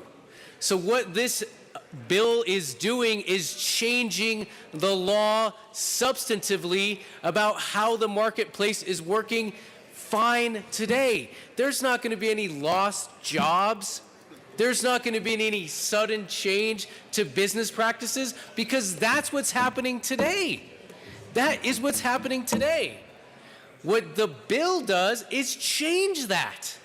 And so if you want to weigh down a bill in conference committee with more than you can handle, the bill is that right now. What this does, Representative McKean and Esgar, is it takes that off the table. We just get back to the status quo so that you can negotiate and argue about 18-year-olds delivering and handling and all those things. You can decide whether there should be parity with other types of big box stores. You can have all those negotiations. But what the bill does is it substantively changes the status quo. Why would we do that? There is no reason to do that. It's not broken. What are we trying to fix? And so the answer, I think, is simply let's somehow create this idea that employees are suddenly now going to provide more public safety for delivery. That somehow there will be a greater connection to a license and all those things. But again, the liability attaches or not now under the law. It exists now. So I can't fathom a reason why we would change the status quo on independent contractors or employees when, one, that's how we operate and do business in Colorado. No one's questioning that. No one's saying that's a bad idea. No one's trying to throw that out, except for this bill is. So again, this is very basic, very basic. Keep the law the way it is. It's working just fine. This amendment does that was put on last night. We did have a substantive debate. Geez, we went back and forth and we discussed and we knew. And now suddenly what has changed? The policy hasn't changed. The economy hasn't changed. Colorado hasn't changed. But suddenly there was some pressure that existed the moment that that amendment got on. Members, you already voted for this. Those of you who are thinking you're going to change your mind, you already voted for it. You're on the record. Everyone knows it. Everyone saw it. So now what? You're going to flip? And then what? And then what? You made the decision already. Stick to your word. It's about integrity. It's about doing the right thing. Vote. Representative Bone, please do not impugn people's motives. That's going too far. No integrity impugned, Madam Speaker. All I'm saying is, let's vote no on this amendment. We had the debate, we had the conversation, the die has been cast. Let's move forward and let's let the conferees get to work. Representative Bone, you've definitely impugned people's motives. Let's take this issue off the table for them so that they can succeed. Representative Kennedy. Thank you, Madam Speaker. While I very much appreciate my colleague from Northwest Denver, I differ with him on a number of things that he just said. First of all, on the process piece, there is a reason we have a first, second, and third reading of bills. It is because we have a thorough process for considering these things and discussing them and reflecting on what happens in the chaos of second reading. And we have all been here through a number of chaotic second reading debates. For us to have a night of sleep and consider an amendment again and give it another thought is perfectly within the process that we have here, and something that particularly in the last few days of session, when we don't have a chance to reconcile as many discrepancies with as much patience as maybe it warrants with the Senate, it is a process that we regularly allow. Secondly, to the point that there is no problem with the status quo, I have to differ as well. There are jobs lost. Now, there are things that are very much inevitable about the way our economy is modernizing and changing over time. But one of the things that I believe is our responsibility as a legislature is to make sure that when the economy changes and when these new businesses arise, it is not done at the expense of workers. I am very worried about the next several years of our state as we see more of these jobs arise that do not come with public benefits, that do not have rights and protections for the workers. And what we are seeing right now under the existing law is there are jobs being lost where people who are full-time employees with good benefits losing their jobs because people are now getting these jobs as contractors in this economy. And maybe you view that as a choice, and maybe that's a fair choice for people to be making, but maybe that's something where people are put into a box. Maybe that's a place where people are not given as many options because it is easier to go for the bottom line, get the cheapest deal, even if the cost savings are coming at the expense of workers and their benefits. So I'm here to support this amendment because I think this is an important way of making sure we are protecting the benefits of full-time employees. I ask for your support. Further discussion, Representative Lundin. Thank you very much, Madam Speaker. So occasionally I get confused for Representative Sias. So I'm going to channel my inner Sias right now, since he did not get an opportunity to come back, and ask the question that lingers in the air. Listen. The question still lingers in the air. Representative Lundin. Thank you, Madam Speaker. The question still lingers in the air. Do, in fact, contractors currently provide this service? And would, in fact, if this amendment is passed through, those individuals potentially lose their jobs? So the question is yet to be answered by the sponsors. Now, I'll give you a glimpse into the honest answer. Yes, contractors are currently doing this. And yes, those individuals would potentially lose their jobs if this amendment is passed. As you have heard, settled question. We dealt with this for a significant period of time last night. We defined what it is. I won't go back to watching that wonderful several minutes where we watched the voting machine, the voting board. The reality is this was settled last night. Please oppose this amendment again today. Just to be clear, debating this amendment is well within the rules. Representative McCain. Thank you, Madam Speaker. There's an answer. And this is my challenge, because I'm actually talking in this instance about what I think is best to have as a discussion about this bill. I was clear with Representative Landgraf. I like this amendment. I think that what we got on last night was a rational and good way to go about it. However, the answer to your question, Representative Sias, Representative Lundin, I'll wait for your attention. Just 1 second. The answer to your question is this. The potential for those job losses exists, but currently it would not. And the reason why is because the Liquor Enforcement Division has to approve any third-party contracts, and they have not approved third-party contracts yet. And then when we get into the going forward with Instacart and some of these other third-party apps and ordering services, the challenge was that when they got into a negotiation, I'll wait. Hold on 1 second. When they got into those negotiations, one of the essential elements of it, as I have been told, is that the people, the Instacart and those groups, wanted a percentage of the sale instead of the advertising that Drizzly has on their application. And so that was outside the law as well. So it's less easy to just say no. It is a no, but it is with several caveats, as I understand it. Further discussion, Representative Jay Becker. Thank you, Madam Speaker. Members, don't we have a lot of fun on third reading, especially when the majority leader wants to get her calendar going. First of all, this amendment is simple. It's a simple no. We debated it a long while last night. But if we're talking about jobs and things that are going on, we're taught the amendment that we passed last night is the jobs amendment. Is not only the jobs of the delivery people we're talking about, We're talking about the ability of our small liquor stores to stay in business and stay in the market and stay viable as we move forward.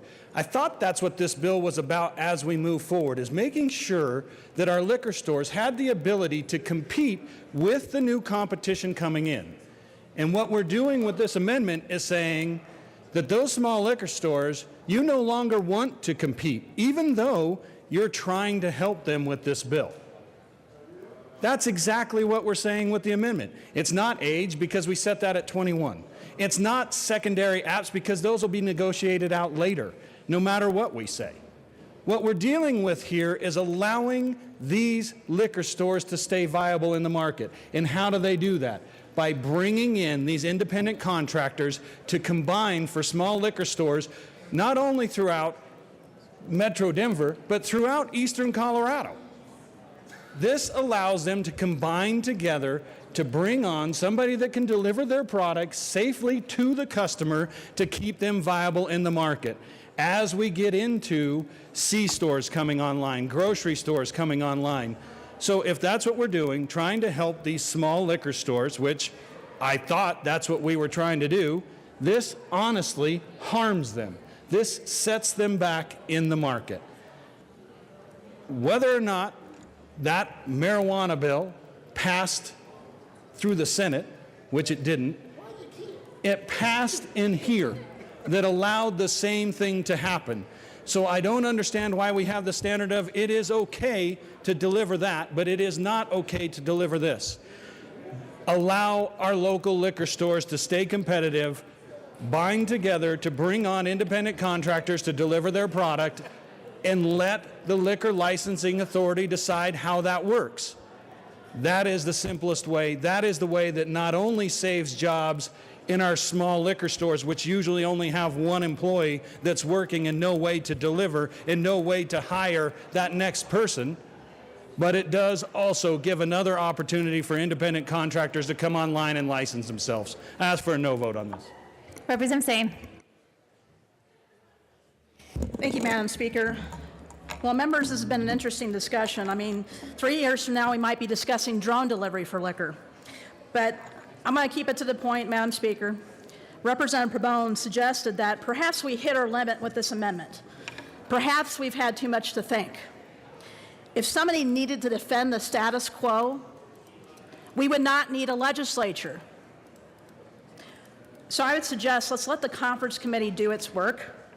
This idea, as mentioned before, and some excellent ideas by Representative Becker about what the needs are of small business owners, this idea could potentially save lives by keeping certain individuals off the road. Now, after all we've been through together last night, I just want to ask one question. Will you respect my vote in the morning and say no to changing your commitment last night? Further discussion. Representative Kraft-Tharp, I saw your hand up. Oh, Madam Majority Leader, Representative Kraft-Tharp. Thank you very much. So I do have a question that I just got a text on. So will this outlaw delivery by UPS, FedEx, and the post office? Will this outlaw delivery by third-party contractors, including UPS, FedEx, and the post office? Representative McKean. Thank you, Madam Speaker Pro Tem. My answer to that is I don't know. I actually get some wine deliveries at my home, and so I'm not sure. Representative Rosenthal.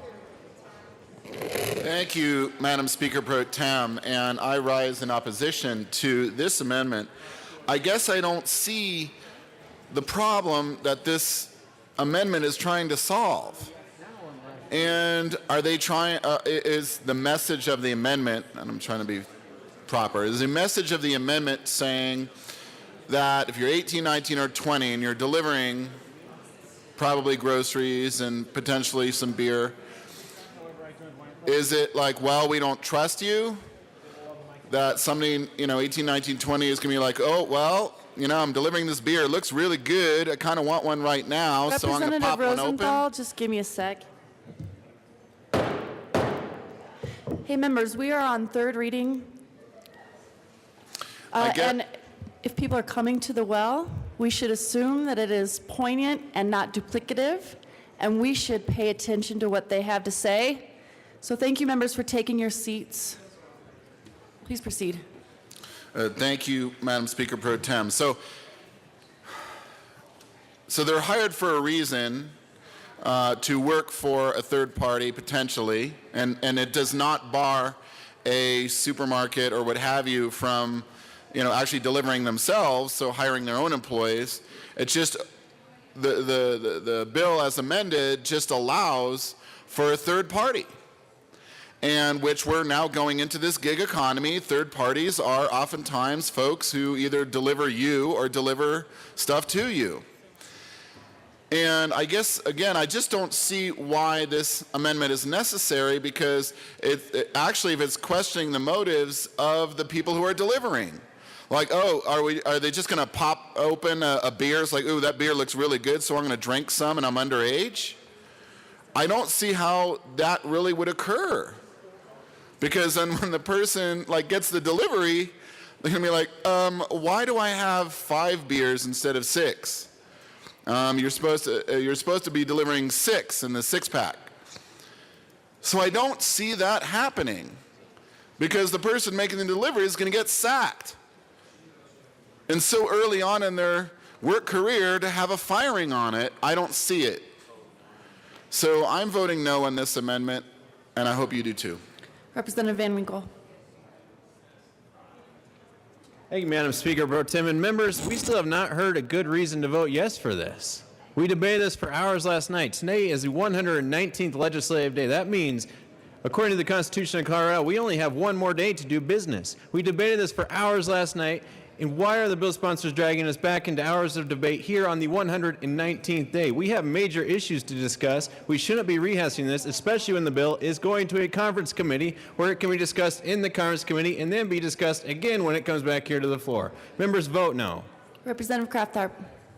Thank you. So I still have not gotten a clear understanding around whether we will be outlawing delivery by UPS, FedEx, and Post Office. But the other question that has come up is, so I was at a fundraiser the other night where you could buy wine delivery, the monthly wine club, through the in-state. Are we also outlawing that? I think it's one thing to talk about the new gig economy and the effects on jobs. It's another thing to talk about, the effects on liquor stores. We don't know the extent of this. I want to suggest, let's pull this amendment. Let's do some careful thinking about this before we accidentally outlaw some things that we don't even know we are. So I'm requesting, please, let's make sure that I know you are a careful, thoughtful person. I'm not implying either one of you are not. But we don't know the extent of this. Further discussion on the amendment? Any further discussion on this amendment? Representative Esgar. Thank you, Madam Speaker. We are getting those answers right now. These are questions that we're trying to get the answers to right now. I've been told that UPS has stopped all deliveries of alcohol, and the post office has quit delivering because there was too much risk with the young drivers, but I am verifying that right now with the drafter. So, Madam Speaker. Thank you, Madam Speaker Pro Tem. And members, thank you for the robust discussion. I think that is what we do down here, is we have lots of debates around lots of issues, and we want to make sure that amendments and bills are well vetted. And I know that there were some questions that were raised today. Representative Esgar did give a response, and we are confirming that right now as it relates to U.S. FedEx and also the post office. But let's not allow there to be fear tactics that have an impact on making sure that we look at the value and the substance of this particular amendment. At times, a lot of people talk about the status quo. Well, there's times where we have to do something different than the status quo to make sure that we can ensure there is the best policy possible. And there was the question about whether or not, if this amendment passes, there will be a loss of jobs. And it is my understanding that the Liquor Enforcement Division has not approved third-party contracts. So the answer is no, and I just want to echo what Representative McKean said earlier to that point in case people missed it. I think the other piece of this is that, you know, we are living in a time where our economy in Colorado is changing in so many different ways. And as the economy is changing, we need to continue to support policies that are not going to have workers fall farther and farther and farther behind. You know, in this country, the middle class continues to shrink. The rich get richer, and the poor get poorer, and a lot of the folks in the middle are left out. And we have also talked about in this chamber about the need to make sure that we have workplaces in Colorado where there is equal pay for equal work, or there are workplaces that are free of discrimination and free of harassment. And when we think about those basic concepts that so many of us have advocated for, and those values that we have advocated for, that goes right to this amendment. This amendment goes to, are we going to work towards an economy that works for everyone, where families can get ahead and have access to the middle class American dream? Are we going to enable workers to have protections and workplaces free of harassment and discrimination? And do we value equal pay for equal work? Look, members, let's let the conversation continue. Let's allow this to go to the conference committee. I think we have sponsors who are well equipped to continue to thread the policy needle on this issue, and I ask for your support. Madam, Mr. Assistant Majority Leader, Representative McKean. Who's up? Mr. Assistant Majority Leader. Thank you, Madam Speaker Pro Tem. I just wanted to ask a question. Everyone keeps talking about conference committee. I thought we were going to concur with what the House did. That was what people said in appropriations. That's what people said on the mic. That's why I voted yes in appropriations. I'm just asking that question. Why are we talking about conference committee when I thought we were talking about concurrence? Representative McKean. I'm sorry. Thank you, Madam Speaker Pro Representative Tem. McKean, Representative Thank you all for your vigorous debate. Representative McKean, I'm Yes. so sorry. You'll have to have your co-prime up because you have spoken twice. Representative Esgar. Even though one was just an answer to a question. What's that?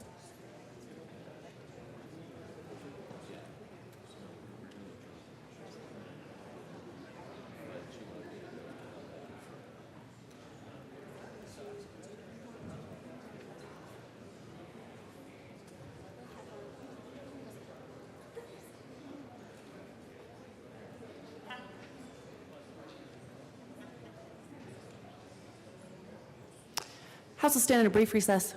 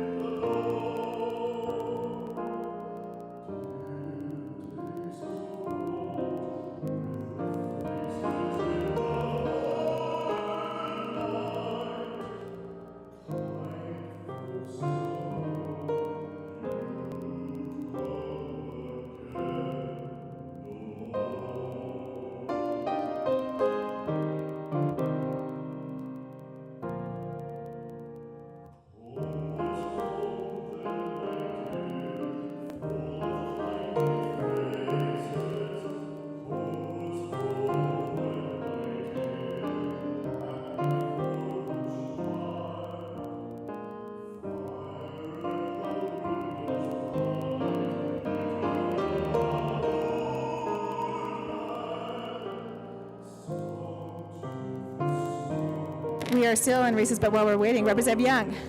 Thank you, Madam Speaker. Students from Ann K. Hyman Elementary here today from Greeley. Their teacher, Tiffany McCall. Please welcome them to the House of Representatives. Welcome to the Capitol. This is democracy in action.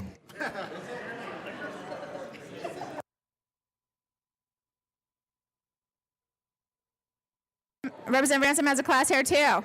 Thank you, Madam Speaker. Cherokee Trail Elementary from Parker, Colorado is or was here. I mean, I can see some of them just at the door. So thanks for being here, kids. I'm glad that we're at the Capitol with us. Further announcements? Just kidding. The House will stand in recess.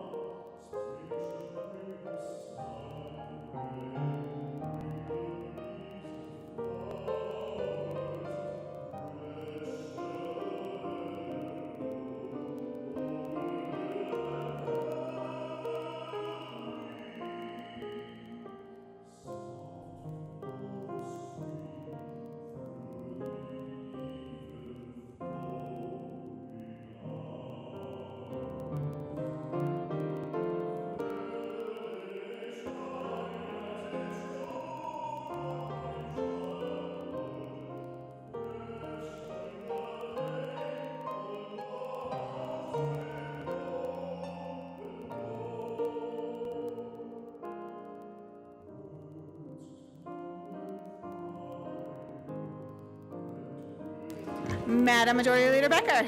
Thank you, Madam Speaker. I move to lay over Senate Bill 243 till later this afternoon. All right, seeing no objection, Later Senate Bill today. 243 will be laid over. All right. Goodness. So next up, we do have House Bill 1441.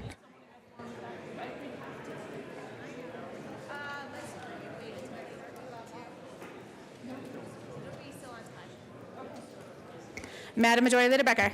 Thank you, Madam Speaker. I move to lay over House Bill 1441 till later today as well. Seeing no objection, House Bill 1441 will be laid over until later today. Next up, we now have a less controversial subject, Senate Bill 1. Mr. Randall, please read the title of Senate Bill 1.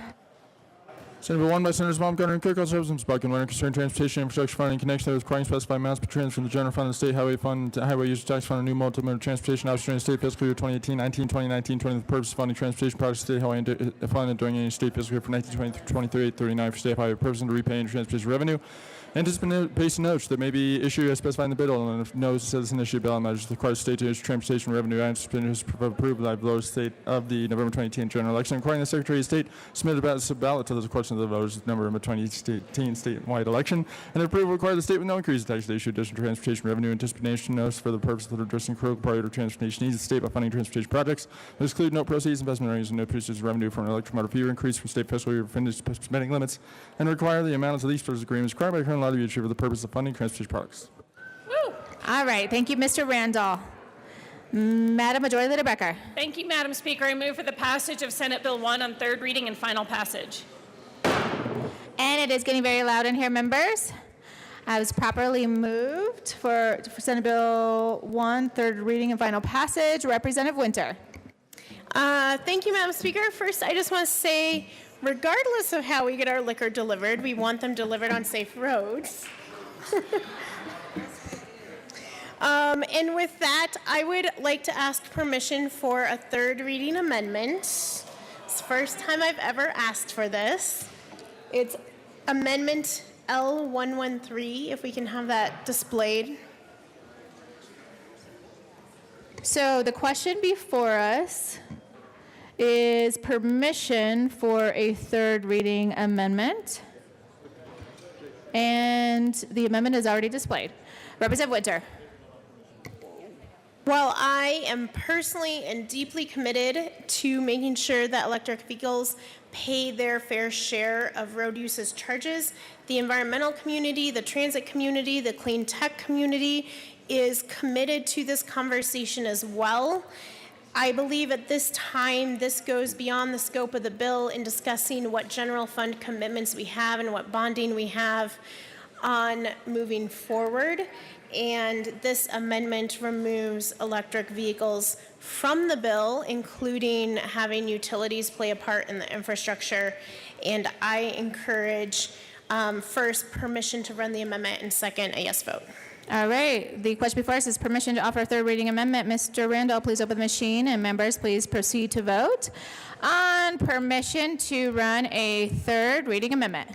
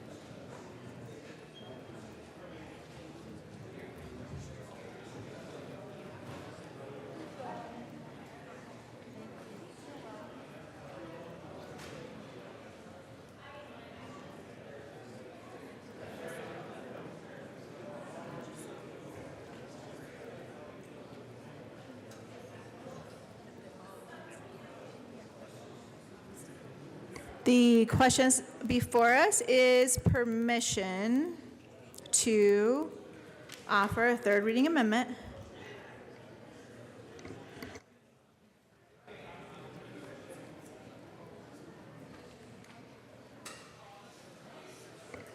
Representative Michelson Janae and Representative Landgraf, please vote.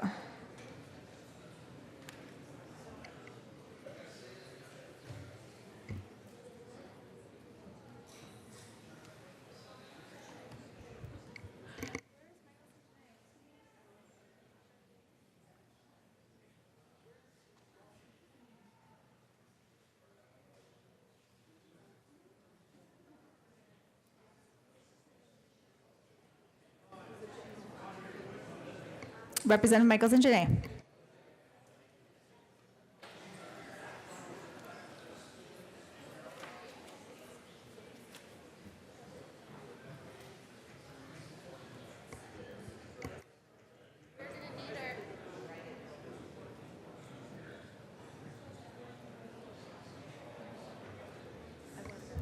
Representative Michelson Janae.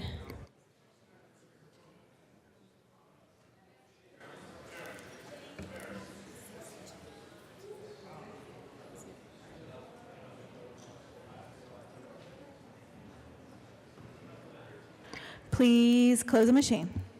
With 36 yes votes, 29 no votes, permission to offer a third reading amendment is granted. Representative Winter. Thank you, Madam Speaker. As I was saying, I believe that including a new revenue source and electric vehicle fees in this bill goes beyond the scope.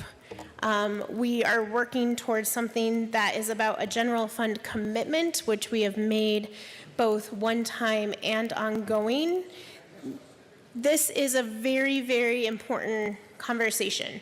We need to make sure that electric vehicles are paying their fair share. We need to make sure that we have appropriate fees for autonomous vehicles as our economy is changing. In the first year of this bill, this increase was not very much funding, given that we do not have market penetration yet. We will continue this conversation. We have commitments from all of the stakeholders to continue this conversation, and I ask for a yes on this amendment. Further discussion? Oh, I'm sorry, Representative Winter, can you move the amendment? Thank you, Thank Representative you, Winter. Madam Speaker. I move L113. All right, properly moved. Seeing no discussion, Mr. Representative Sane. Thank you, Madam Speaker. I would urge a no vote on this amendment. It looks like we are striking the electric motor vehicle registration fee increase. We've already had a lot of discussions about this. Electric vehicles don't pay their fair share now. They're heavier on the roads. We just rejected reducing a tax increase that could have put $30 million towards building new roads and bridges. And back to that same point, and it revolves around this amendment as well. We already know that people who buy electric vehicles, this is usually their second or third vehicle. They're the wealthiest 1% in Colorado that own these electric vehicles. They can afford to pay an increase in registration to start paying their own way on our roads and bridges. I'd ask a no vote on this amendment. Further discussion? Seeing none. Mr. Randall, please open the machine, and members, please proceed to vote.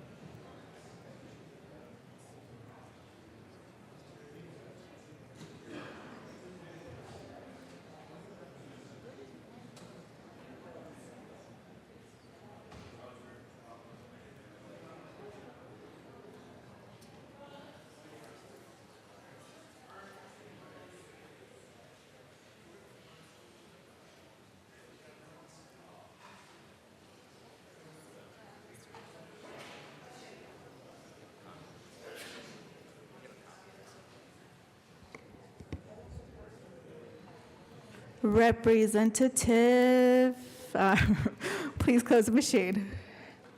With 35 yes votes, 30 no votes, L113 is adopted. Madam Majority Leader Becker.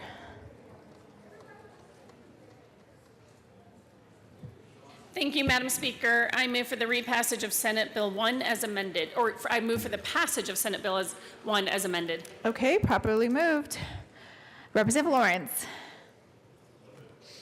Thank you, Madam Speaker. Members, I know we had a very long and very robust discussion on this bill last night. I certainly voiced my concerns. I think both sides of this discussion have moved considerably during the debate that has gone on in both chambers down here.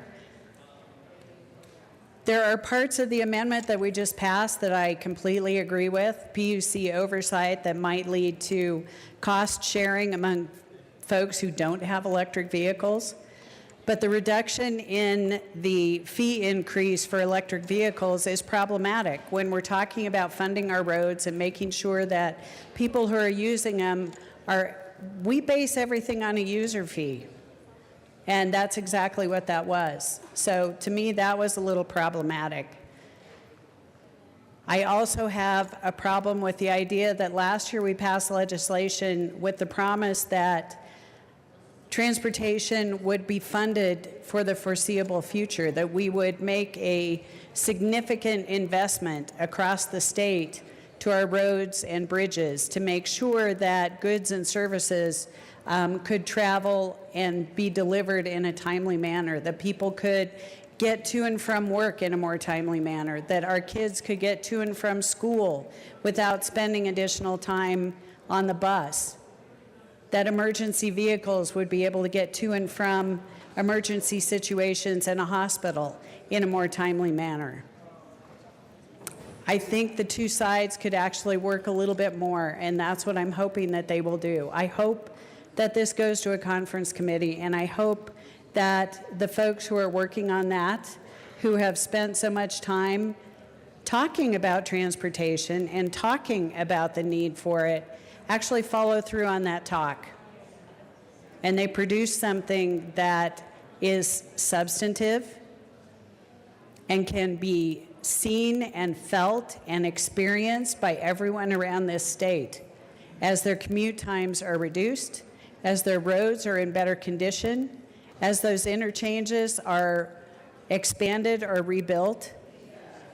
I also want to remind people that the increased funding that we're going to see to CDOT under the current version of this bill right now is about $25 million a year. And let's just put that in perspective. The driving force in construction costs is labor costs. And we have a shortage of construction labor across the state, which means we are paying our employees much more than we were a few years ago. And rightly so, because they do excellent work and they make sure that Colorado is moving. But the material costs also have an impact, and those costs are going up. And so that $25 million increase next year will probably be real dollars of maybe $20 million the following year, and then maybe $17 million the year after that. So let's just be realistic as we're talking about this bill. The $495 million that we are putting into transportation is a significant increase, and that is greatly appreciated by the people of Colorado, because we do need to take this seriously. And as I said last night, transportation isn't just in its own silo. This is something that affects every facet of our economy. If we want to see Colorado continue to be one of the highest economic achievers in the country, if we want to see our economy continue to succeed and grow, we need to make sure that people aren't spending additional time in their cars on the road, that they are not promoting and putting forth more anti-growth initiatives because they're tired of the traffic congestion and they don't want anyone else moving in here. That's a great way to make Colorado more expensive for everyone and slow down our economy. Investing in transportation and infrastructure is the best and most valuable investment that we can make as a state. This is a small step. I would like to see a little bit bigger step, and I'm hoping by going to a conference committee, we can make a commitment to go just a little bit further. So for those reasons, I'm going to be a no on this bill, hoping that it can be made just a little bit better than it is today. I appreciate all the work that the sponsors have done on it, because I know this is not an easy subject. It's complex, and there are a lot of different perspectives to it, but I think we could do just a little bit better. Further discussion? Representative Leonard. Thank you, Madam Speaker. Ladies and gentlemen, this bill, Senate Bill 1, was the most important priority, at least in the Senate, coming out. And like the bill we just debated a while ago, it has many amendments. It changed a lot in the Senate until it got over here, and it went through a lot in committee. But yesterday, it's been completely rewritten as a strike-through.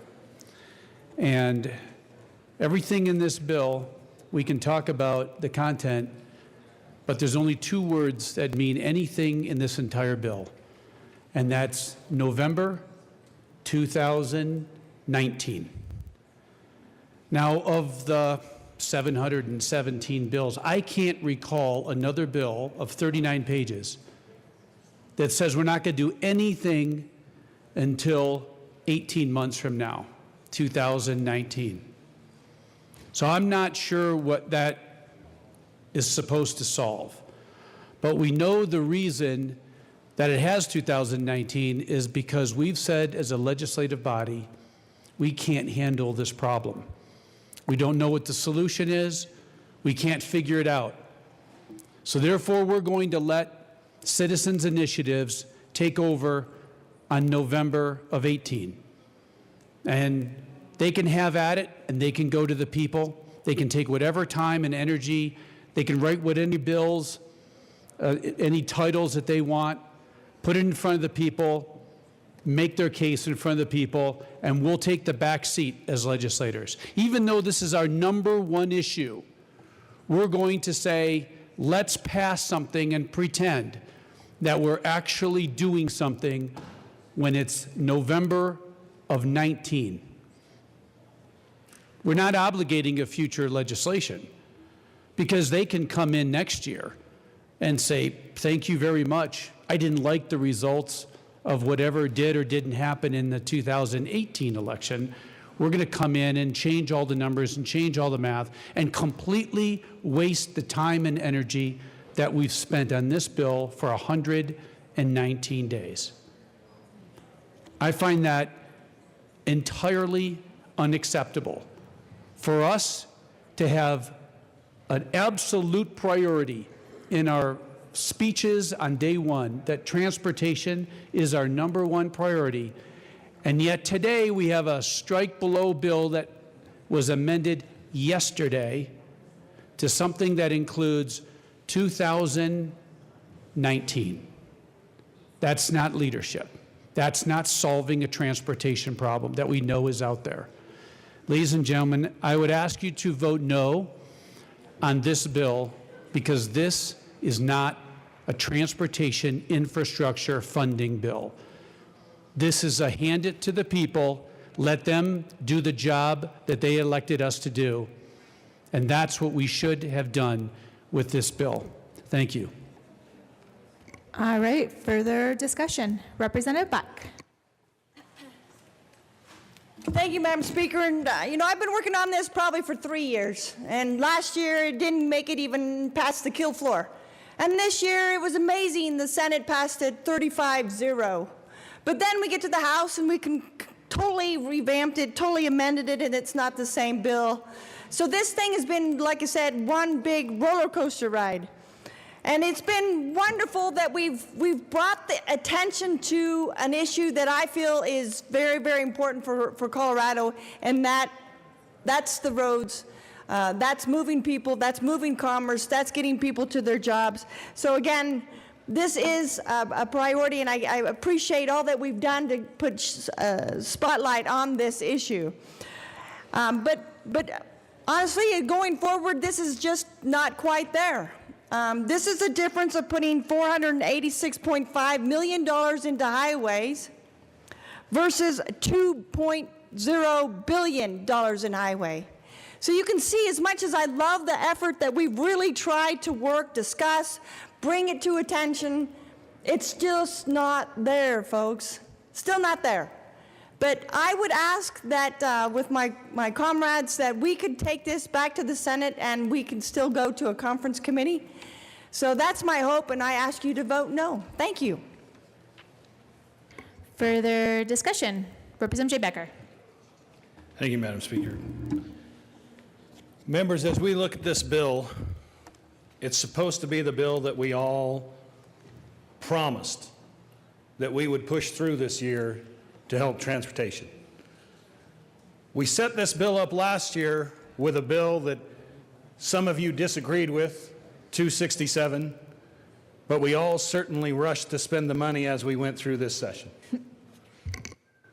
We had a few obligations this year that we all said, and I guarantee you every one of us said it, that we're going to do something with transportation because now we have the ability to do it. We're going to do something with education because now we have the ability to do it. If you look at the bill that we have in front of us, it barely scratches the surface of need. Because first of all, it spreads the money out in so many places we can't help one over the other. Second, we don't utilize what we have enough in order to get enough money to make sure we're doing what we're supposed to. But we're going to run out and call it a bipartisan bill, even though it probably won't pass this chamber in a bipartisan fashion. We say that we're plotting education against transportation. That's just not true. We had plenty of resources for both. We needed to do better. Not just for what's sitting here, members, not just for us and being able to go out there. It's for the people that are driving these roads. I drive in usually 2 to 3 days a week from eastern Colorado. I can get to the edge of Denver, depending on how fast I'm going, rather quickly with very little stress. By the time I get through Denver and get to the capital, I no longer want to drive. I no longer want to be here. That's what we were supposed to fix. Instead, we scratched the surface, called it bipartisan, said we're going to walk out. And this will be fine. Let me tell you how this is probably going to affect us as we go. What happens when we believe we had a bipartisan fix sitting in this chamber? The people of Colorado think that you fixed it, and I guarantee you, all those things that you think are going to hit the ballot, everybody's going to say you already fixed it, you passed the bill, and yet we barely scratched it. I guarantee you we can do better. And I believe that good things can get done at the last of session, and we have an obligation to do that. What I would do is send the conference committee in there to be able to go beyond or above the scope of differences to come out with a bill that we can be proud of and actually fixes the roads and bridges of Colorado as the group I know this chamber is. Let's work together, ladies and gentlemen, to do better. Further discussion, Representative Lundin. Thank you very much, Madam Speaker. So I won't re-argue what you've heard succinctly argued by other members. Let me just summarize kind of what the big picture of this has been. Biggest issue we've been asked to deal with this session, actually last session, session before, but certainly the biggest issue we came in working on this session. But the solution that we have before us, the vote you're being asked to take right now, is too little. $3.5 billion walked into this chamber, $2.3 billion walks out. Too late. A 2018 bonding and ballot issue has become a 2019, kicking the can down the road, which will be expensive in terms of financing and construction costs. And too diffused.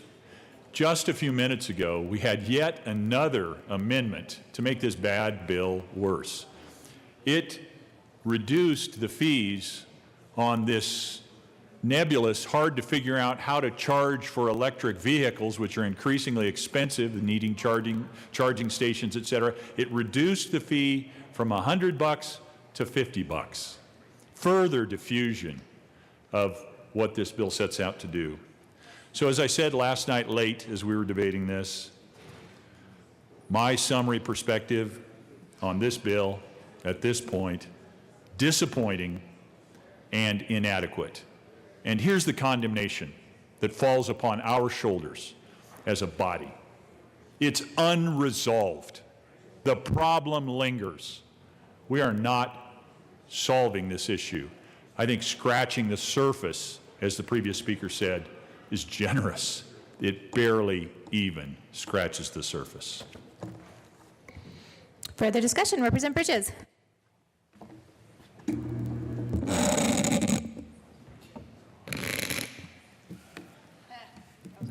Thank you, Madam Speaker. We can't fill our potholes with kids and teachers. And we can't fix our roads and bridges with chalk, erasers, and construction paper. This bill spends $3.4 billion on transportation. That is the most our state has ever invested in transportation. And this bill strikes the right balance between education and transportation, what many in this chamber have said are our two top priorities. This bill strikes the right balance. But we can't, as a legislature, fund either of these priorities enough. We have committed as many resources as we have to fixing both of these problems. We have squeezed this turnip dry. This is an incredible first step. But now we need the voters of Colorado to step up and do their part too. I urge an aye vote on the bill. Thank you. Representative Carver.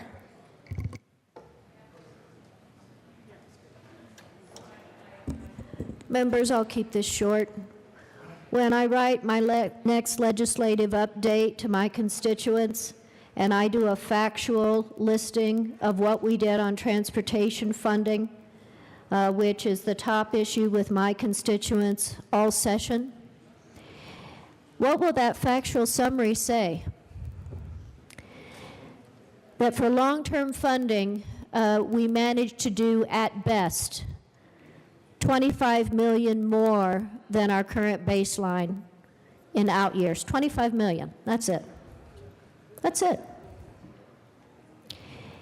And no, we're not going to do the transportation bond in 2018 before the interest. No, in our wisdom, we're going to do it in 2019 and let interest rates rise further so our actual yield in dollars that we put towards transportation is millions of dollars less.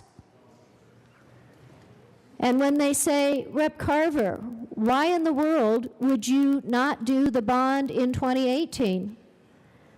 And I said, I don't know. No reason's been given, except they want other initiatives to have a chance.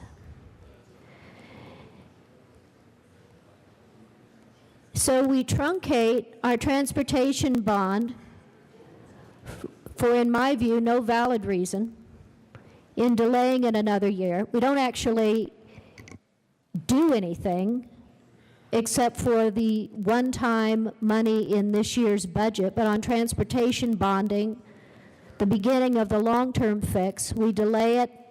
It's a paltry amount of money. And then to add insult to injury, we don't even have the electric car vehicle owners paying anywhere close to their fair share. That's my factual summary of SB 1, members. Now, when that goes out to the ordinary voters, what do you think they're going to think about this funding bill? My vote is no. Further discussion, Representative Sane. Thank you, Madam Speaker. We heard an analogy of a turnip and squeezing that dry, except we just had a billion extra turnips this year. We had a banner funding this year. We have increased spending on citizens in the last 20 years for all sorts of things except for transportation. Has remained completely flat. We've increased spending to education. We've increased spending to public health. Education got more money than it's ever received this year. And yet we see in the amendment on second reading a strike below that essentially still holds transportation hostage. And I had to make sure that people knew we weren't debating the title right below this one, because essentially at the amount that we're funding per year, it might as well be 500 feet. A finger here, a thumb there. With all the money we've had this year and the ability to make a difference for the citizens of Colorado, we are still holding transportation hostage. I've seen better faith amendments. You see what I did there, Madam Speaker? I would urge a no vote on the bill the way it's presented today. We can do better. Our citizens have asked us to do better. We had the money this year. This was the top priority, hence the number on the bill as number 1. This was our job one this year, and we have failed to do so. We also had a few amendments that would have increased transparency for the citizen, because when I asked folks, does 25 million sound like a lot of money? And for most of us, it does. But then you ask the contractors what that actually gets us. The answer I received is it won't even pay for an interchange off of Arapahoe and I-25.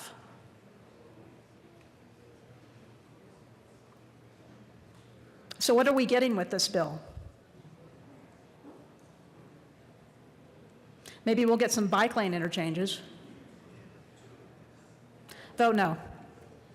Representative Winter. Thank you, Madam Speaker Pro Tem. I agree with the urgency.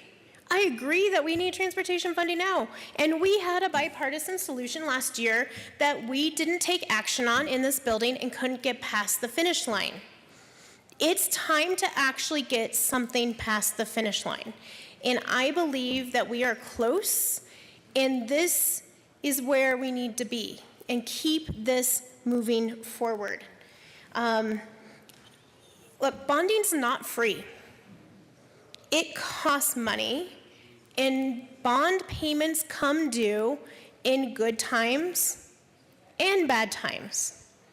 And we've had bad times in the state. We had 2008, 2009, 2010, and we had trans bonds. And we paid those debt payments at the same time we created the budget stabilization factor. Now, I think it's upon all of us in this chamber to actually learn from history and decide that we are going to move forward in a responsible, fiscally responsible way that makes sure we are funding transportation. I believe that's the balance that we have struck. And it's a $50 million a year general fund commitment for 20 years. And yes, the economy is good right now. That's great. So we are going to do $495 million this year. We're pretty sure it's going to be good next year, so we're going to do an additional $150 million. And we have talked to CDOT, and they feel like this is a significant step forward in moving down on their project list. So this does matter, and this does make a difference. As to the 2018 and 2019 discussion, I believe in voters. I believe in the power of voters, and in this state, we have decided that the largest budget decisions are to be made by voters. I am saying I believe in you, I believe in the state of Colorado, I believe in voters, and I am giving you this year. I want to hear from you, I want to know where you are, and that's about believing in democracy and in the priorities we have set in Colorado. It is time that we get a transportation solution out of this building because we are all sitting in traffic. This is harming our cars and costing us money. We are rushing. I rush to get my kids from daycare and hope I don't pay that $10 fine if I'm every minute that I'm late. Trust me, I get this. We need to fix something now.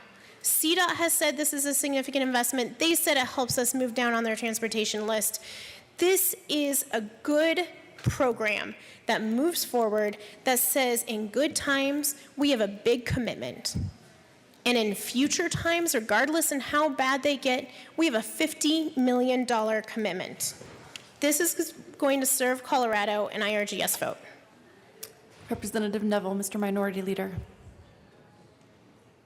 Thank you, Madam Chair. Members, we keep hearing we need to do something now, we need to do something now. Well, if we need to do something now, then why does the bill have 2019 in it?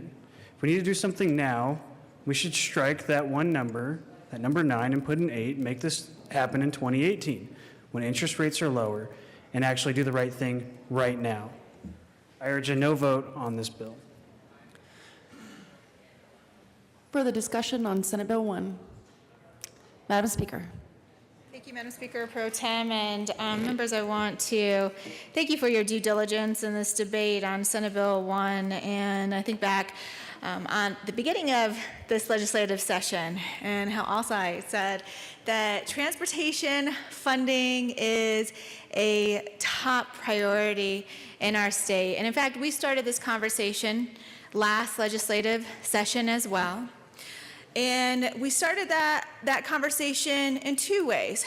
I think one thing that is helpful is hearing over and over and over again that there is a recognized $9 billion need for transportation projects in the state of Colorado. $9 billion need.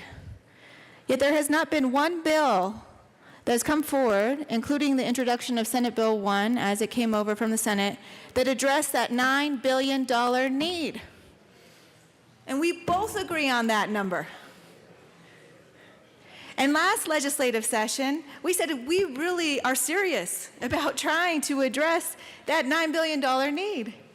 And that is why the President and I came forward with a piece of legislation to ensure that there's new revenue going toward transportation projects in the state that benefit rural, urban, and suburban communities. And unfortunately, that bill didn't make it past the finish line.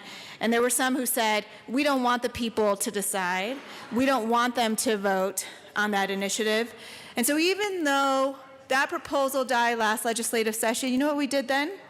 We said, well, it looks like there is going to be an opportunity to pass the hospital provider fee reform and restructure our budget. And so at that point, we said, well, you know, we are going to try and invest and do as much as we possibly can into transportation projects last legislative session. And because of the good work that happened with the collaboration of many of you, there was almost $1.9 billion that go towards transportation projects. The solution that is coming forward today in front of you in Senate Bill 1 adds another $1 billion. $1 billion of transportation projects that can be covered through this solution. You know, members, this shouldn't be a Republican or Democratic issue. I think many of us who have lived in this state for years, or if you are new to Colorado, it doesn't take much time to realize that Colorado is a place where everybody wants to be. People want to live here. They want to be part of our community. We have an incredible quality of life. And that is why we have seen so many people from across the country and across the world, quite frankly, moving to our Colorado community. But we also see that growth when we are stuck in traffic congestion, when we are driving down the road and our vehicle hits a pothole and it takes hundreds of dollars of damage that we need to be able to pay for out of our own pocket. We see that when we know that we really need to start organizing our roads, not just to move cars, but to truly move people, so that we can continue to preserve and enhance the quality of life that we have had in this state for years before this, and that we want the next generation to be able to be part of. And that is why this solution is a long-term, 20-year solution. Does it do everything? No. And that is why there needs to be a ballot initiative to generate additional revenue towards going transportation projects. But members, we are doing the very best that we possibly can to get something done. To get something done. And I heard some members say, time is of the essence. You know what? Absolutely, time is of the essence. The time is now. The time is now to invest $495 million of one-time funding to go toward transportation funding. The time is now in the next year to invest $150 million of funds going towards transportation. The time is now to make sure that there is an ongoing commitment from the general fund of $50 million a year to go towards transportation funding.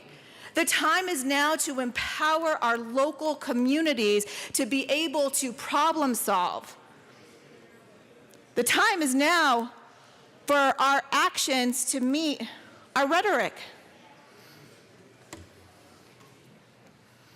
For years, the issue of transportation funding has been a challenge for the legislature. And this year, we are coming forward with a bipartisan solution that I hope the Senate will quickly concur with so that we can deliver results to the people of Colorado. And you don't have to take it from me. I want to read a couple of quotes in the WOW today from folks who support this plan.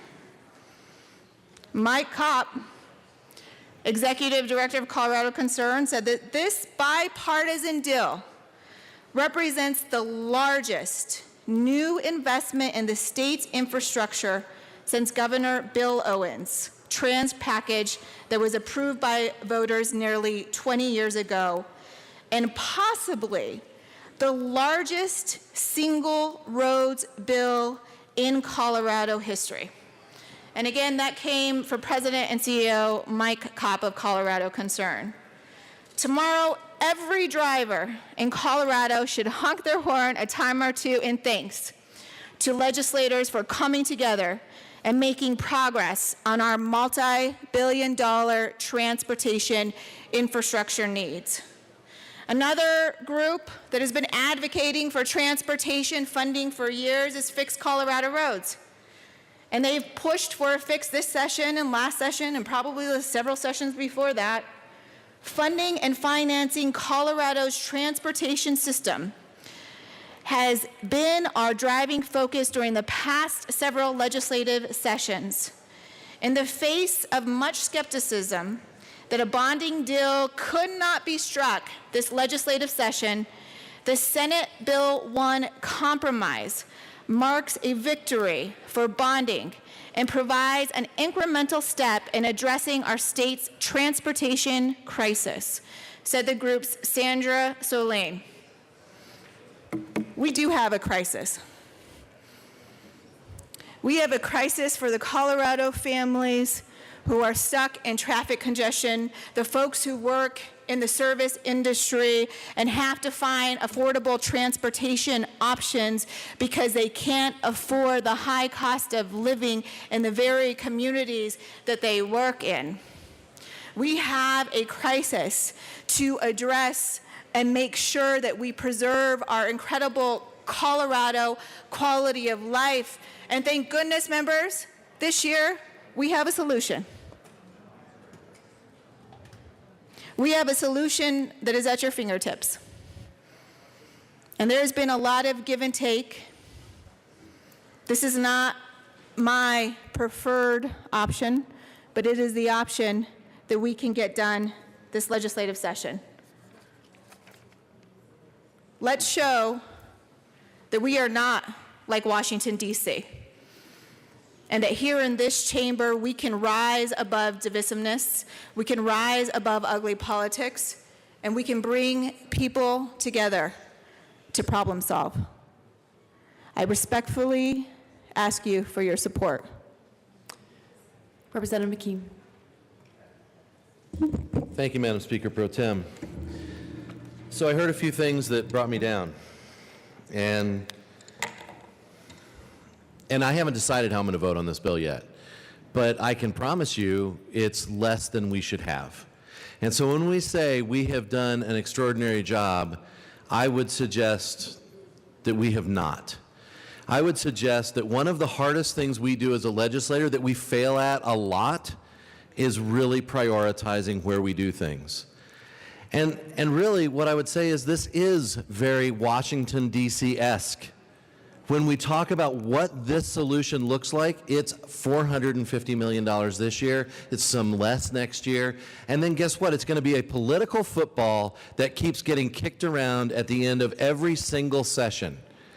When had we started with the idea that Representative Buck has been working on for years, again, the same day that I came down to the well 2 years ago to listen to the debate on 197, I also got to hear how trans bonds died in a back room saying we're not going to do that. And yet, had we bonded trans bonds 2 years ago, what we actually would have done is fix that problem for the next generation, instead of a little here and a little there. So when I hear things down here in the well and I hear that really we're so good at this, then why do we keep having this conversation? Because it's not that we make the best choices. It's that we all have very specific interests that we want to make sure that we do the best for. And yet this one we hear is the overwhelming, the overarching, the common interest that we all have, and I would agree. Every single minute on the roads, Representative Winter reminded us, is time away from our families. It is time that an employer does not get to count on you coming to work. And so when I look at what the solution looks like, and I hear, oh, we're doing a great job, and by golly, we'll give it a little bit this year, we'll give it a little bit next year. The reality is that these are big projects. We're in a $9 billion hole. How do you get out of a $9 billion hole? First of all, you start digging. And you start digging so that you can actually start piling up some dirt to get the heck out of there. Build your steps. And your steps in this instance would be bonds. Would be create that pile of money right now, start on these projects right now, because nothing's going to be cheaper 10 years from now. And guess what? Money's not going to be cheaper 10 years from now. We do not do a good job of making these choices. And if we all look deep into our hearts, I think you'll agree. Because every year we come down to these things of, well, golly, we've got $1.2 billion extra this year, and yet somehow it all seems to be frittered away. So I would suggest that however you decide on this, one of the decisions that you wrestle with is how do we take care of the next generation of transportation issues in this state? I think we had a great solution in front of us. I think we have a lesser solution in front of us now. That's too bad. Representative Rosenthal. Thank you, Madam Speaker, and I rise in very strong support for this Senate Bill 1. And I'm going to be voting for it, and I'm going to be supporting it because the people of Southeast Denver want it. I hear all the time when I'm talking to my constituents, what are we doing about transportation? Well, I can tell them right now, we're doing something, and we're not doing something small. We're not doing something medium. We are doing something big, huge, right? And so we have the one-time funds, we have future funds, but I can tell you, members, you all know this. There's the politics that goes on in this building, and then there's our constituents. Everybody outside this building knows that what this bill is going to do, it's going to be a huge investment for our roads and our bridges. For example, Hamden Avenue needs help. We had southbound 225 by I-25 that needs help. And I'm hopeful that some of this funding will go towards that. I just think that the details, like, well, this amendment didn't get in, or this section is not right, or, you know, our constituents just don't care. They don't care about section 4.6A, subsection A, L. They don't care. They just want it done. They just want the money. And they just want to make sure that we're doing something. Are we doing something? And the answer is yes. And are we doing something great? Yes, we are. So I'm hopeful, Representative McCain, that you will vote for this. Is it all it's cracked up to be? Probably not. Is it excellent? Probably not. But is it big and is huge and it's got great things? Yes. It's got things for local governments. We got some multimodal going on. I got lots of emails and phone calls on that. So let's vote yes on this. Our constituents want this.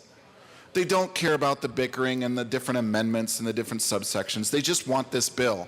Let's give them this bill. Vote yes. Thank you. Representative McLaughlin.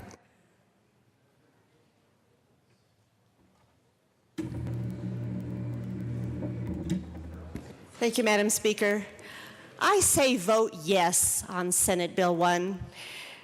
We owe transportation so much money that we have never paid. We also owe education so much money that we have never paid. We are not asking you to pay everything immediately, but let's put a good down payment and a promise that we will fulfill to fund both transportation and education. We can do both, and it's important to all of us that we do both. This is an essential bill. We need to pass it. This will pass through the Senate. We will get something done.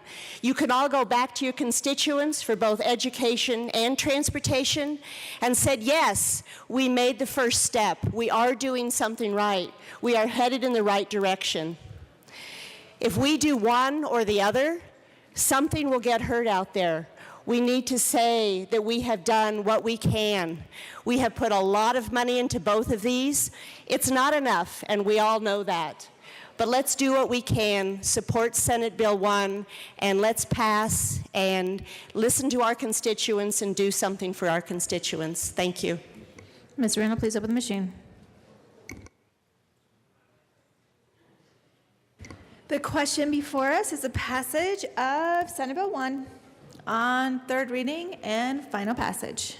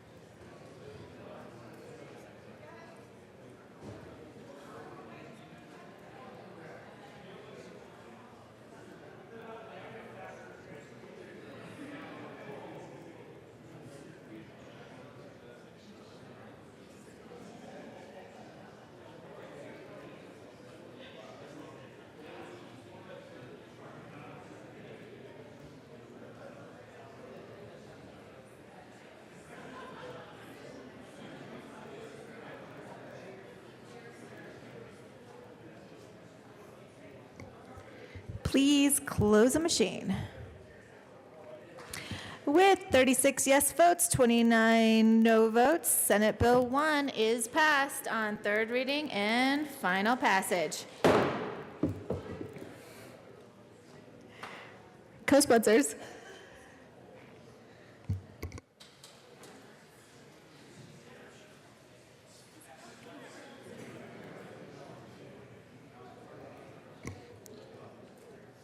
Co-sponsors.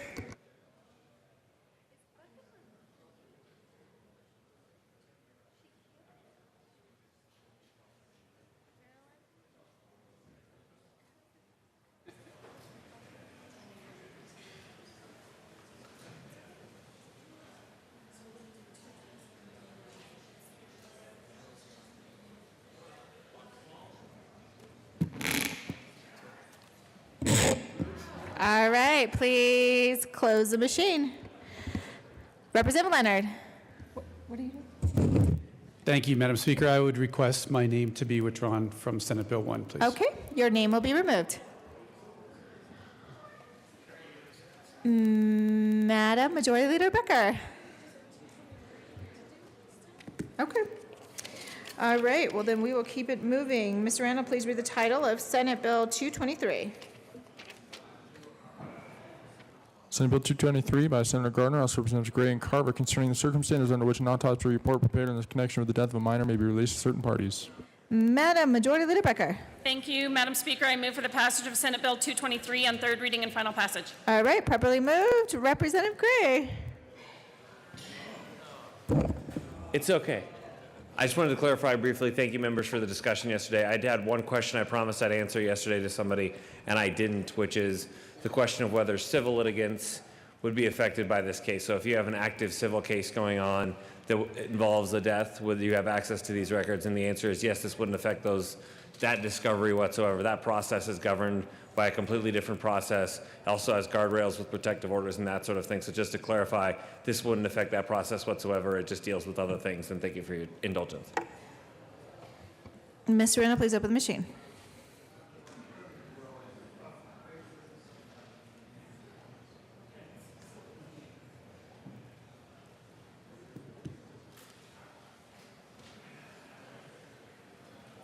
Marilyn, we need to, Pete Lee needs to go beyond the scope in 252, and so does Representative Weiss, 15. Okay, no, we did that already. Well, on the first conference, okay. Representative Pabon.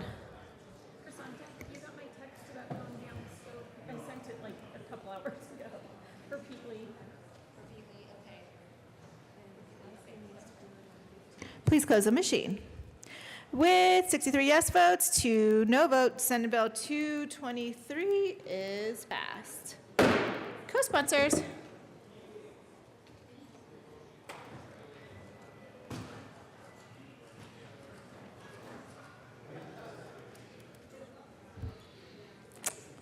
Please close the machine. Madam Majority Leader Becker. Thank you, Madam Speaker. I move to proceed out of order for the consideration of request for conference committee, Senate Bill 252. All right, seeing no objection, we will proceed out of order for consideration of conference committee, Senate Bill 252.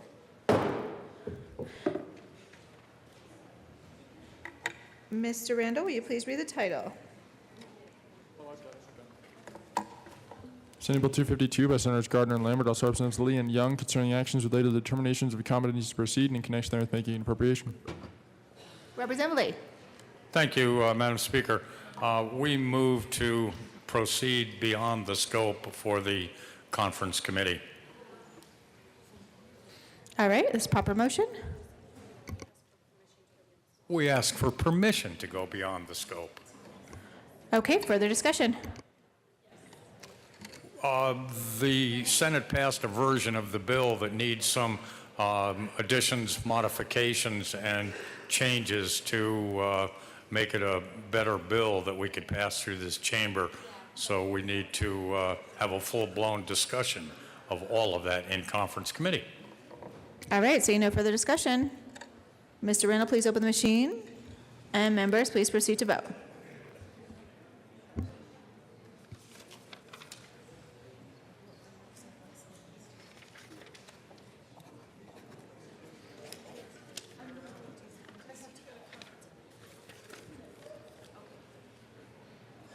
So we're going to do 15, which is on page 6.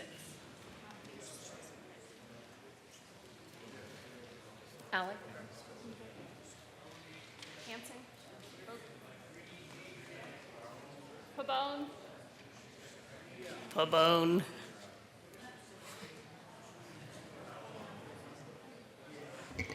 Please close the machine. With 42 yes votes, 23 no votes, a motion to go beyond the scope for the Conference Committee on Senate Bill 252 is granted. Madam Majority Leader Becker. Thank you, Madam Speaker. I move to proceed out of order for the consideration of conference committees to report Senate Bill 15.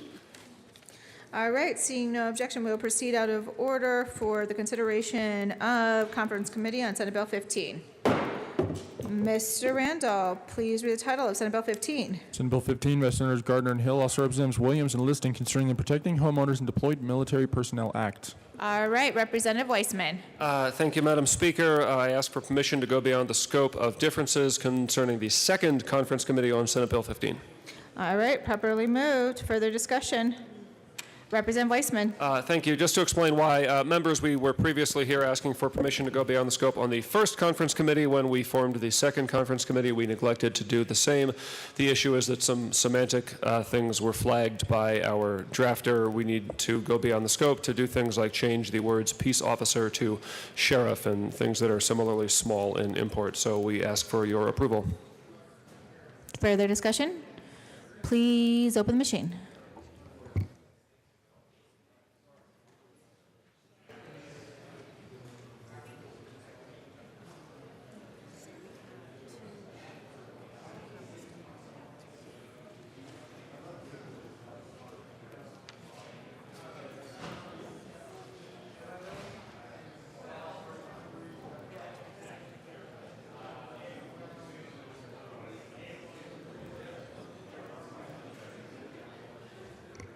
Representative Coleman, Everett, Hooton, Humphrey, Lontine, Melton, Pabon, Rankin, and Willett.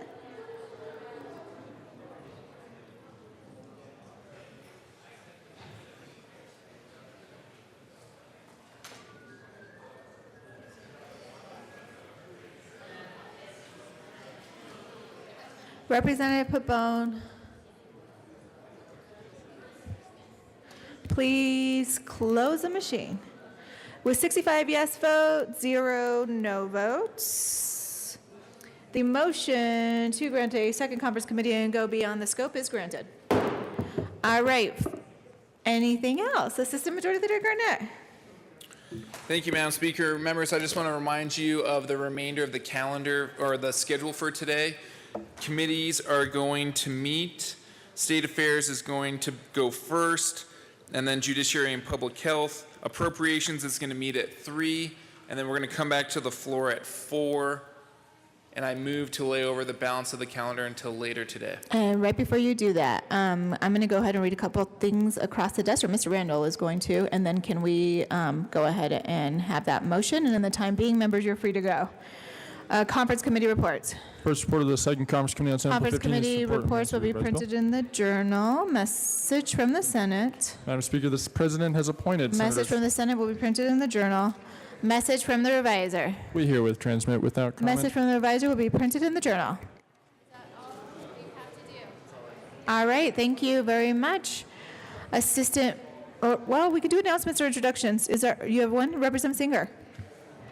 Thank you, Madam Speaker. House Public Health Care and Human Services. Just a quick reminder, we will be meeting in room 107. We will be hearing Senate Bills 270 and 272. 272 may not be showing up on your calendar, but we will be hearing 270 and then 272. Look forward to seeing you after State Affairs. Representative Foote. Thank you, Madam Speaker. State Affairs will meet at 12:20, discussing two bills, Senate Bill 260, Senate Bill 273, and the normal spot LSBA at 12:20. That's just for you, Representative Melton, 12:20. We'll see you there. Further announcements or introductions? Seeing no further announcements or introductions, Assistant Majority Leader Garnett. Thank you, Madam Speaker. I move to lay over the balance of the calendar until later today. All right, seeing no objection, we will lay over the balance of the calendar until later today.